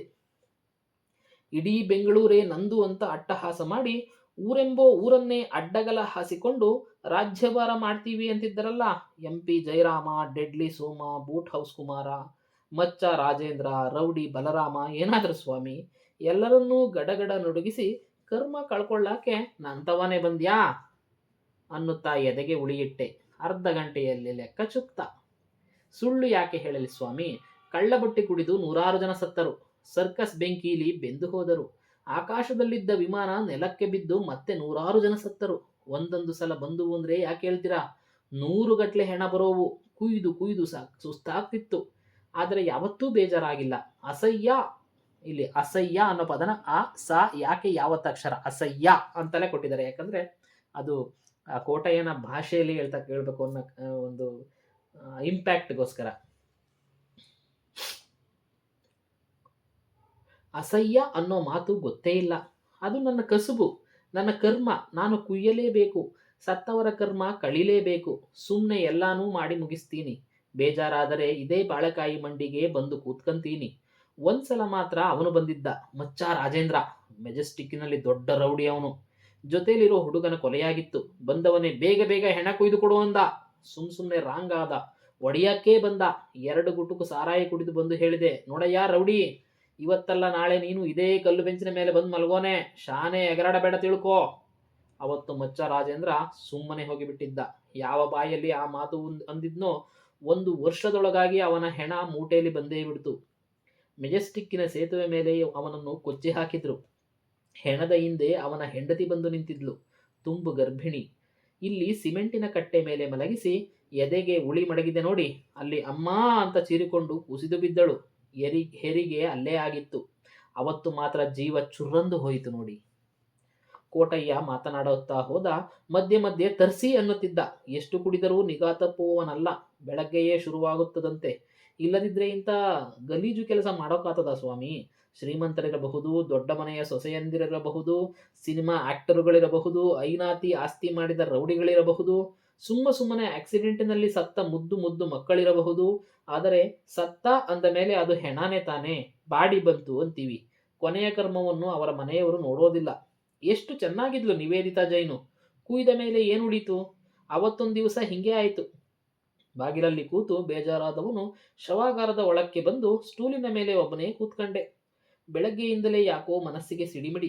ಎದ್ದವನೇ ಸ್ವಲ್ಪ ಜಾಸ್ತಿ ಕುಡಿದಿದ್ದೆ. ಸುಮ್ಮನೆ ಕೂಗಾಡಿದ್ದೆ. ಕೆಲಸಕ್ಕೆ ಅಂತ ಬಂದು ಕೂತರೆ ಅದರಲ್ಲೂ ಸಮಾಧಾನವಿಲ್ಲ. ಏನಾಗೋಯ್ತು ನನಗೆ ಅಂತ ಯೋಚಿಸ್ತಾ ಕೂತಿದ್ದವನಿಗೆ ಇದ್ದಕ್ಕಿದ್ದಂತೆ ಶವಾಗಾರದ ಕಿಟಕಿಯಲ್ಲಿ ಫಕ್ ಅಂತ ನಮ್ಮ ಮನೆಯವರ ಯಾರದೋ ಮುಖ ಕಾಣಿಸ್ತು. ಇವರು ಯಾಕೆ ಬಂದರು ಇಲ್ಲಿ ಅಂದ್ಕೊಂಡು ಮೇಲಕ್ಕೆ ಹೇಳೋ ಅಷ್ಟರಲ್ಲಿ ನನ್ನ ಜೊತೆ ಕೆಲಸ ಮಾಡೋ ಹುಡುಗರೆಲ್ಲ ಬಂದು ನನ್ನ 2 ಕೈ ಬಲವಾಗಿ ಹಿಡಿದುಕೊಂಡು ಬಿಟ್ರು. ಆಚೆಗೆ ಕರ್ಕೊಂಡು ಹೋಗೋಕ್ಕೆ ಶುರು ಮಾಡಿದರು. ನನ್ಗ್ಯಾಕೋ ದಿಗಿಲಾಗೋಕೆ ಶುರುವಾಯಿತು. ಏನ್ರಯ್ಯ ಆಯ್ತು ಅಂತ ಕಿರಿಚಿಕೊಂಡೆ. ಬಾಗಿಲಲ್ಲಿ ಹೆಣ ತಳ್ಳಿಕೊಂಡು ಯಾರೋ ಬರೋದು ಕಾಣಿಸ್ತು. ಸ್ಟ್ರೆಚರಿನ ಮೇಲಿದ್ದದ್ದು ನನ್ನ ಮಗಳು ಭಾಗ್ಯ. ಅವತ್ತು ಹೊಡೆದೋಯ್ತು ನೋಡಿ ಎದೆ. ಲಕ್ಷಾಂತರ ಹೆಣ ಕುಯ್ದಿದ್ದೀನಿ, ಆದ್ರೆ ಕರ್ಮ ಕಳೆದಿದ್ದೀನಿ. ಹಂಗೆ ಸತ್ತವರದು ಒಂದೊಂದು ಗುಲಗಂಜಿ ಎಷ್ಟಾದರೂ ಪುಣ್ಯ ನನಗೆ ಬರೋದಿಲ್ವಾ? ನನ್ನಂತವನ ಮುಂದೆ ನನ್ನದೇ ಮಗಳ ಶವ ಮಡಗಿಬಿಟ್ಟನ ದೇವರು. ಸತ್ಯ ಹರಿಶ್ಚಂದ್ರನಿಗೂ ಹಿಂಗೇ ಆಗಿತ್ತಂತೆ. ಅವನ ಮಗನ ಹೆಣಾನೇ ದಫನಿಗೆ ಬಂದಿತ್ತಂತೆ. ಅವನು ದೇವ್ರು ಕಣ್ರಿ, ನಾನೇನು ದೇವ್ರಾ? ಎದೆ ಬಡ್ಕೊಂಡು ಹತ್ತು ಬಿಟ್ಟೆ. ಬೆಳಗ್ಗೆ ಕುಡಿದ ಜ್ಞಾನದಲ್ಲಿ ಮಗುನ ಬೈದಿದ್ದೆ. SSLC ಫೇಲ್ ಆಗಿದ್ದೀಯಾ, ನಾಚಿಕೆ ಆಗಲ್ವಾ ಅಂದಿದ್ದೆ. ಅಷ್ಟಕ್ಕೆ ನೊಂದುಕೊಂಡು ಬಿಟ್ಟಿತ್ತು ಮಗು. ನೇಣು ಹಾಕ್ಕೊಂಡು ಬಿಟ್ಟಿತ್ತು. ಮನೆಯವರು ಇನ್ನು ನನಗೆ ತಿಳಿಸಿದರೆ ಏನೇನು ರಾದ್ದಾಂತ ಮಾಡ್ತೀನೋ ಅಂತ ಪೊಲೀಸರ ಕೈಕಾಲು ಕಟ್ಟಿ ಪೋಸ್ಟ್ ಮಾರ್ಟಮ್ಮಿಗೆ ಅಂತ ಆಸ್ಪತ್ರೆಗೆ ತಗೊಂಡು ಬಂದಿದ್ರು. ಹೆತ್ತ ಮಗಳ ಎದೆ ಮೇಲೆ ಉಳಿಕತ್ತಿ ಹೆಂಗಿಡಲಿ ಸ್ವಾಮಿ? ಇನ್ಮೇಲೆ ಜನ್ಮದಲ್ಲಿ ಉಳಿಕತ್ತಿ ಮುಟ್ಟಾದಿಲ್ಲ ಅಂತ ತೀರ್ಮಾನ ಮಾಡಿ ಎದ್ದು ಬಿಟ್ಟೆ. 3ನೇ ದಿನಕ್ಕೆ ಹಸಿವಾಗೋದು ತಪ್ಪಲಿಲ್ವಲ್ಲ ದೇವರು. ಕೋಟಯ್ಯ ಹೊಸ ಪಾಕಿಟು ಅರಿಯುತ್ತಿದ್ದ. ಸುಮ್ಮನೆ ಅವನ ಹೆಗಲ ಮೇಲೆ ಕೈ ಇರಿಸಿದೆ. ಹೆಗಲಿಗಿಂತ ನನ್ನ ಮನಸ್ಸೇ ಮರಗಟ್ಟಿದೆ ಎನಿಸುತ್ತಿತ್ತು. ಮೊಬೈಕು ದೂಡಿಕೊಂಡು ವಿಕ್ಟೋರಿಯಾದಿಂದ ಹೊರಬಂದರೆ ಮತ್ತೆಲ್ಲಿಗೂ ಹೋಗುವ ಉತ್ಸಾಹ ಉಳಿದಿಲ್ಲವೆನ್ನಿಸತೊಡಗಿತು. ನೇರವಾಗಿ ಮನೆಗೆ ಬಂದೆ. ಮೇಲಿನ ಕೋಣೆಯಲ್ಲಿ ಮಗಳು ದೊಡ್ಡ ದನಿಯಲ್ಲಿ ಓದಿಕೊಳ್ಳುತ್ತಿರುವುದು ಕೇಳಿಸಿತು. ಅವಳು ಈ ಬಾರಿ SSLC. ಅವಳ ಪಕ್ಕದಲ್ಲಿ ಹೋಗಿ ಮಮತೆಯಿಂದ ಕುಳಿತೆ. ರವಿ ಬೆಳಗೆಯವರ ಪುಸ್ತಕಗಳನ್ನ, ಲೇಖನಗಳನ್ನ ಓದಿದ್ಮೇಲೆ ಒಂದು ದೊಡ್ಡ ಸೈಲೆನ್ಸ್ ನಮ್ಮನ್ನು ಕಾಡುತ್ತೆ. ಮತ್ತು ನಾನು ಏನು ಓದ್ತಿದ್ದೀನಿ, ಇದೊಂದು ಅತ್ಯಂತ ಇಂಪಾರ್ಟೆಂಟ್ ಪಾಯಿಂಟು. ನಾನು ಹೆಂಗೆ ಎಕ್ಸ್ಪ್ಲೈನ್ ಮಾಡ್ತೀನೋ ಅಥವಾ ನಾನು ಎಕ್ಸ್ಪ್ಲೈನ್ ಮಾಡೋದು ನಿಮ್ಗೆ ಹೆಂಗೆ ಅರ್ಥ ಮಾಡಿಸ್ತೀನೋ ಗೊತ್ತಿಲ್ಲ. ರವಿ ಬೆಳಗೆರೆ ಪುಸ್ತಕಗಳನ್ನ ಬಾಯ್ಬಿಟ್ಟು ಓದಿದ್ರೆ ಬರ್ತಕ್ಕಂಥ ಟೋನ್ ಬೇರೆ. ಮನಸ್ಸಲ್ಲಿ ಮೌನವಾಗಿ ಬಾಯಿ ಬಿಡದೆ ಧ್ವನಿ ಇಲ್ಲದೆ ಓದ್ಕೊಂತೀವಲ್ಲ, ಮೌನ ಓದು. ಆ ಮೌನ ಓದಬೇಕಾದ್ರೆ ಓದು ತುಂಬ ಫಾಸ್ಟಾಗಿ ಹೋಗ್ತಿರುತ್ತೆ. ಮತ್ತು ಆ ವಾಕ್ಯಗಳ ಸ್ಟೈಲು ನಮಗೆ ಟಚ್ ಆಗ್ತಾ ಇರ್ತದೆ. ರವಿ ಬೆಳಗೆರೆಯವ್ರನ್ನ ಫಸ್ಟ್ ಆಫ್ ಆಲ್ ನಾನು ರವಿ ಬೆಳಗೆರೆಯವ್ರನ್ನ ಟಿ ವಿಲಿ ಅವರು ಕ್ರೈಮ್ ಡೈರಿ ಎಕ್ಸ್ಪ್ಲೈನ್ ಮಾಡುವಾಗ ನನಗೆ ಬಹಳ ಅನುಭವಕ್ಕೆ ಬಂತು ಈ ಒಂದು ವ್ಯತ್ಯಾಸ. ರವಿ ಬೆಳಗೆರೆಯವ್ರನ್ನ ಪುಸ್ತಕವನ್ನು ಮಾತ್ರ ಓದಿದವನು ಟಿ ವಿ ನೋಡಿದ್ರೆ ಈ ವ್ಯಕ್ತಿನೇ ಬೇರೆ, ಆ ವ್ಯಕ್ತಿನೇ ಬೇರೆ ಅನಿಸುತ್ತೆ. ಯಾಕಂದರೆ ಪುಸ್ತಕ ಓದ್ತಾ ಇದ್ರೆ ನಮ್ಮ ಪಕ್ಕದಲ್ಲೇ ಕೂತ್ಕೊಂಡು ಯಾರೋ ನಮ್ಮ ಅತ್ಯಂತ ಆತ್ಮೀಯ ವ್ಯಕ್ತಿ ನಮ್ಮನ್ನು ತಲೆ ಸವರಿ ಬಹಳ ಹಿತವಾದ ಧ್ವನಿಯಲ್ಲಿ ಬಹಳ ಪ್ರೀತಿಯಿಂದ ನಮ್ಮನ್ನ ತಲೆ ಸವರಿ ನಮ್ಮ ಹತ್ರ ಮಾತಾಡ್ತಿದ್ದಾರೆ ಅನ್ನೋ ಫೀಲ್ ಕೊಡ್ತಾರೆ ರವಿ ಬೆಳಗೆರೆಯವರ ಪುಸ್ತಕಗಳು. ಮನುಷ್ಯನ ದುಃಖಗಳನ್ನು, ಸಂತೋಷಗಳನ್ನು, ಸುಖಗಳನ್ನು, ಪಶ್ಚಾತ್ತಾಪಗಳನ್ನ ಬಹಳ ಆಳವಾಗಿ, ಬಹಳ ಡೀಪಾಗಿ ಕಟ್ಕೊಡೋಂಥ ವ್ಯಕ್ತಿ ನಮ್ಮ ರವಿ ಬೆಳಗೆರೆಯವರು. ಇದು ಖಾಸ್ ಬಾತು. ಇಂಥ ಖಾಸ್ ಬಾತ್ ಬುಕ್ಗಳು ಹಲವಾರಿದ್ದಾವೆ. ಒಂದೊಂದು ಪುಸ್ತಕದಲ್ಲೂ ಸುಮಾರು ಒಂದು 50 ಘಟನೆಗಳನ್ನ, ಅವರ ಜೀವನದಲ್ಲೇ ನಡೆದಿರ್ತಕ್ಕಂಥ ಘಟನೆಗಳನ್ನ, ಅವರ ಆತ್ಮಕಥೆ ಅಂತಕ್ಕಂಥ ಅನ್ಕೋಬೋದಂಥ ಪುಸ್ತಕ ಇದು. ಬರಿತಾ ಹೋಗ್ತಾರೆ. ರವಿ ಬೆಳಗೆರೆಯವರ ಪುಸ್ತಕಗಳನ್ನ ಓದಿದಂಥ ಮನುಷ್ಯರು ಬಹಳ ಮೆಚ್ಯೂರ್ಡ್ ಆಗಿರ್ತಾರೆ, ಪ್ರಬುದ್ಧರಾಗಿರ್ತಾರೆ ಅನ್ನೋದು ನನ್ನ ಅಭಿಪ್ರಾಯ. ನಾನೆಷ್ಟು ಪ್ರಬುದ್ಧನಾಗಿದ್ದೀನಿ ಅನ್ನೋದು ನನಗೆ ಗೊತ್ತಿಲ್ಲ. ನನ್ನ ಸುತ್ತಮುತ್ತ ಇರೋರು ನನ್ನನ್ನು ದಿನ ಬೆಳಗಾದರೆ ನೋಡೋ ಅಂಥವ್ರು ಹೇಳ್ಬೇಕಷ್ಟೇ ನಾನು ಎಷ್ಟು ಪ್ರಬುದ್ಧನಾಗಿದ್ದೀನಿ ಅಂತ ನನಗೇನು ಅನಿಸಲ್ಲ. ಆದರೆ ಆ ರವಿ ಬೆಳಗೆರೆಯವರ ಪುಸ್ತಕಗಳನ್ನ ಓದಿದ್ದೀನಿ ಅನ್ನೋ ಒಂದು ಕೃತಜ್ಞತೆ ಭಾವನೆ ಮಾತ್ರ ನನಗೆ ಬಹಳ ಇದೆ. ಇದಾದಮೇಲೆ ಇನ್ನೊಂದು ರವಿ ಬೆಳಗೆರೆಯವರ ಪುಸ್ತಕಗಳನ್ನ ಎಲ್ಲರೂ ಓದಲೇಬೇಕಾದಂಥ ಪುಸ್ತಕಗಳು ಬಾಟಮ್ ಐಟಮ್. ಆಗಿನ ಕಾಲದಲ್ಲಿ ಪರ್ಸ್ನಾಲಿಟಿ ಡೆವಲಪ್ಮೆಂಟ್ ಬಗ್ಗೆ ಪುಸ್ತಕಗಳು ಭಾಳ ಬರ್ತಿದ್ವು. ಅದರಲ್ಲೂ ತೆಲುಗಿನ ಎಂಡಮೂರಿ ವೀರೇಂದ್ರನಾಥ್ ಅವರು ಬಹಳ ಪುಸ್ತಕಗಳನ್ನ ಬರೆದಿದ್ರು. ವಿಜಯಕ್ಕೆ 5 ಮೆಟ್ಟಿಲು, ವಿಜಯಕ್ಕೆ 6 ಮೆಟ್ಟಿಲು. ಅವರು ಕೂಡ ಎಕ್ಸ್ಟ್ರಾರ್ಡಿನರಿ ಲೇಖಕರು, ಅದು ಬೇರೆ ಮಾತು. ಅವರ ಇದೇ ಬೇರೆ, ಆ ಸ್ಟೈಲೇ ಬೇರೆ, ಅವರ ಆಳನೇ ಬೇರೆ. ಆದರೆ ರವಿ ಬೆಳಗೆರೆಯವರ ಥರ ಮನಸ್ಸನ್ನು ಟಚ್ ಮಾಡೋವಂಥ ಲೇಖಕರು ಯಾರೂ ಇರಲ್ಲ. ಬಹುಶಃ ವಿಡಿಯೋ ಬಹಳ ದೀರ್ಘ ಆಯಿತು ಅನಿಸುತ್ತೆ. ನನಗೆ ಗೊತ್ತು ಈ ವಿಡಿಯೋನ ಯಾರೂ ಪೂರ್ತಿ ನೋಡಲ್ಲ, ನಾನು ಪೋಸ್ಟ್ ಮಾಡಿದ್ರು ಕೂಡ. ಆದರೂ ಈ ಥರ ಮಾತಾಡಿ ವಿಡಿಯೋನ ಪೋಸ್ಟ್ ಮಾಡಬೇಕು. ನಾನು ಮುಂದೆ ಯಾವತ್ತಾದ್ರು ನನ್ನ ಮಗನೇ ಈ ವಿಡಿಯೋನ ನೋಡಿ ನಮ್ಮಪ್ಪ ಎಂಥ ವ್ಯಕ್ತಿಯಾಗಿದ್ದ ಅಂತ ಆದರೂ ತಿಳ್ಕೊಳ್ಳಿ ಸಾಕು. ಅವನೊಬ್ಬ ಒಂದು ವ್ಯೂ ಬಂದರೆ ಸಾಕು. ಹಾಗಾಗಿ ಯಾರ್ಯಾರು ಈ ವಿಡಿಯೋನ ನೋಡ್ತಿದ್ರೆ ಅವರಿಗೆಲ್ಲ ತುಂಬ ಧನ್ಯವಾದಗಳು. ನಿಮಗೆ ಇಷ್ಟ ಆದರೆ ಓಕೆ, ಇಷ್ಟ ಆಗಲಿಲ್ಲ ಅಂದರೂ ಓಕೆ, ತೊಂದರೆ ಇಲ್ಲ, ನನಗೆ ಯಾವುದೇ ಬೇಸರ ಇಲ್ಲ. ಒಳ್ಳೆಯದೊಂದು ಲೇಖನವನ್ನು ಹುಡುಕಿ ವಾಪಸ್ ಬರ್ತೀನಿ. 1 ನಿಮಿಷ ವಿಡಿಯೋ ಪಾಸ್ ಮಾಡ್ತಿದ್ದೀನಿ. ಬಾಟಮ್ ಐಟಮಲ್ಲಿ ಒಂದು ಲೇಖನ ಹುಡ್ಕೊಂಬಂದಿದ್ದೀನಿ. ಇದು ಖಾಸ್ ಬಾತ್ ಅಷ್ಟು ಜಾಸ್ತಿ ಉದ್ದ ಇಲ್ಲ, ಕೇವಲ 3 ಪೇಜ್ ಇದೆ. ಓದ್ತೀನಿ. ಇದರಲ್ಲಿ ಇವ್ರು ಬರೀತಾರೆ, ಇರುವ ಒಂದೇ ಬದುಕನ್ನು ಯಾರೊಂದಿಗೆ ಕಳೆಯಬೇಕು. ಇರುವುದು ಒಂದೇ ಬದುಕು. Spending with a wrong person, ಇದು ಭಯಾನಕ. ರಾಂಗ್ ಹ್ಯಾಂಡ್ಸ್ಗೆ ಬದುಕನ್ನು ಒಪ್ಪಿಸಿಬಿಟ್ಟವರ ನರಳಿಕೆ 1-2 ದಿನಗಳದಲ್ಲ, ಜೀವನ ಪರ್ಯಂತ ನರಳುತ್ತಲೇ ಇರಬೇಕಾಗುತ್ತದೆ. ನೀವು ಬೇಕಾದರೆ ನೋಡಿ, ಎಷ್ಟೋ ಮದುವೆಗಳು ಕೆಲ ವರ್ಷಗಳ ನಂತರ ಸದ್ದಿಲ್ಲದೆ ತೀರಿಕೊಂಡು ಬಿಟ್ಟಿರುತ್ತವೆ. ದಂಪತಿಗಳು ಸುಮ್ಮನೆ ಜೊತೆಗಿರುತ್ತಾರೆ. ಇಬ್ಬರು ಗಂಡಸರು ಒಂದೇ ರೂಮಿನಲ್ಲಿದ್ದಂತೆ. ಅವರ ಮಧ್ಯೆ ಶೃಂಗಾರ ನಶಿಸಿ ಹೋಗಿರುತ್ತದೆ. ಪ್ರೇಮದ ಒಂದು ನೋಟ ಕೂಡ ಇರುವುದಿಲ್ಲ. ಒಳ್ಳೆಯ ಮಾತಿಗೂ ಕೊರತೆ. ಮದುವೆಯಾಗಿದ್ದೇವಲ್ಲ ಎಂಬ ಕಾರಣಕ್ಕೋಸ್ಕರ ಒಂದೇ ಮನೆಯಲ್ಲಿ ಇರುತ್ತಿರುತ್ತಾರೆ. ಎಷ್ಟೋ ಸಲ ಸೆಕ್ಸು ನಿಷ್ಕ್ರಿಯವಾಗಿ ಬಿಟ್ಟಿರುತ್ತದೆ. ಇದಕ್ಕೆ ಮುಖ್ಯ ಕಾರಣವೇ ರಾಂಗ್ ಸೆಲೆಕ್ಷನ್. ಪ್ರೀತಿಸುವಾಗ ಹಾಗನ್ನಿಸಿರುವುದಿಲ್ಲ.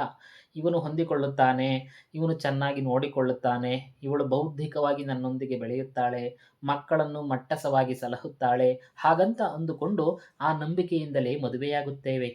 ಇರುವ ಒಂದೇ ಬದುಕನ್ನು ಅವರೊಂದಿಗೆ ಕಳೆಯಲು ನಿರ್ಧರಿಸುತ್ತೇವೆ. ಸಾಮಾನ್ಯವಾಗಿ 25ನೇ ವಯಸ್ಸಿಗೆ ಮದುವೆ ಆದವು ಅಂತ ಇಟ್ಟುಕೊಂಡರೆ ಮುಂದಿನ 75 ವರ್ಷ ಆ ವ್ಯಕ್ತಿಯೊಂದಿಗೆ ಕಳೆಯಬೇಕು. ಆ 75 ವರ್ಷಗಳ ಪೈಕಿ ಮೊದಲ 25 ವರ್ಷಗಳದು ಪ್ರೈಮ್ ಟೈಮ್. ತಾರುಣ್ಯ, ಉತ್ಸಾಹ, ದೇಹಾಕಾಂಕ್ಷೆ, ಸಡಗರ, ಏನನ್ನಾದರೂ ಸಾಧಿಸಬೇಕು ಎಂಬ ಹಪಹಪಿ, ಮಕ್ಕಳ ಬದುಕು ರೂಪಿಸುವಿಕೆ, ಇವೆಲ್ಲ ಆಕ್ಟಿವಿಟಿಗಳು ಭರದಿಂದ ನಡೆಯುವ ಸಂಭ್ರಮದ ಕಾಲ.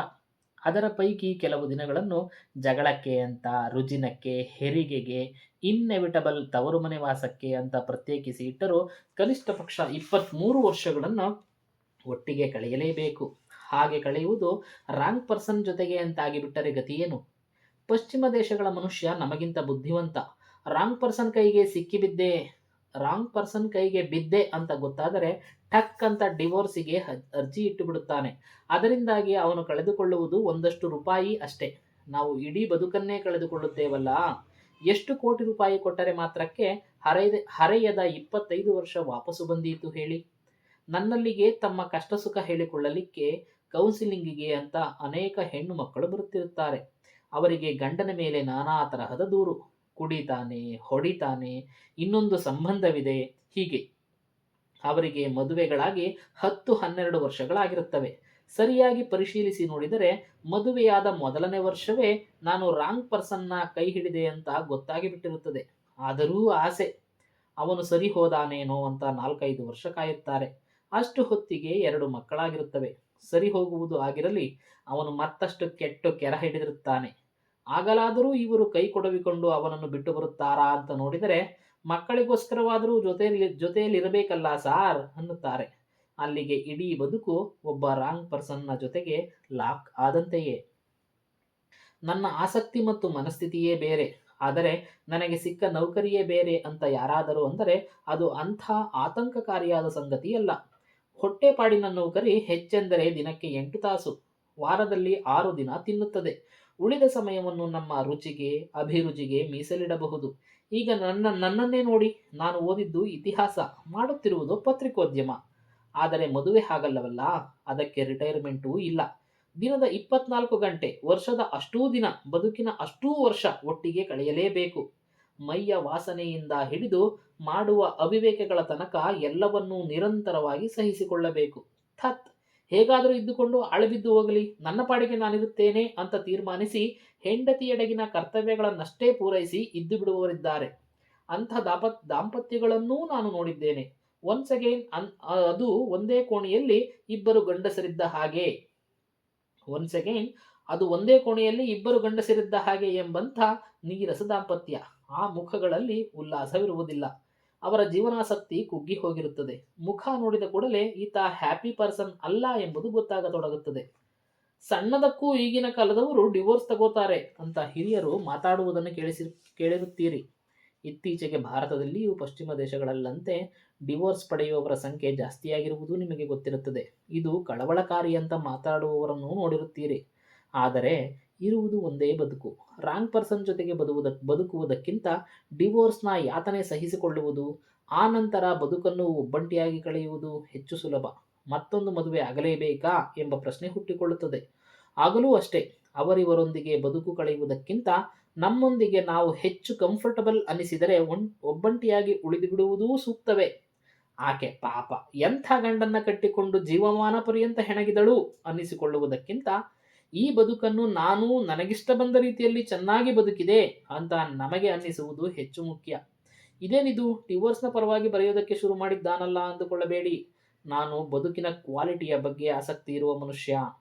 ನಮ್ಮ ಬದುಕುಗಳ ಅತ್ಯುತ್ತಮ ಕಾಲವನ್ನು ನಾವು ಎಂಥವರೊಂದಿಗೆ ಹೇಗೆ ಕಳೆದವು ಎಂಬುದು ನನ್ನ ಮಟ್ಟಿಗೆ ತುಂಬ ಮುಖ್ಯ. ನಿಮಗದನ್ನು ಸೂಚಿಸಿದೆ ಅಷ್ಟೇ.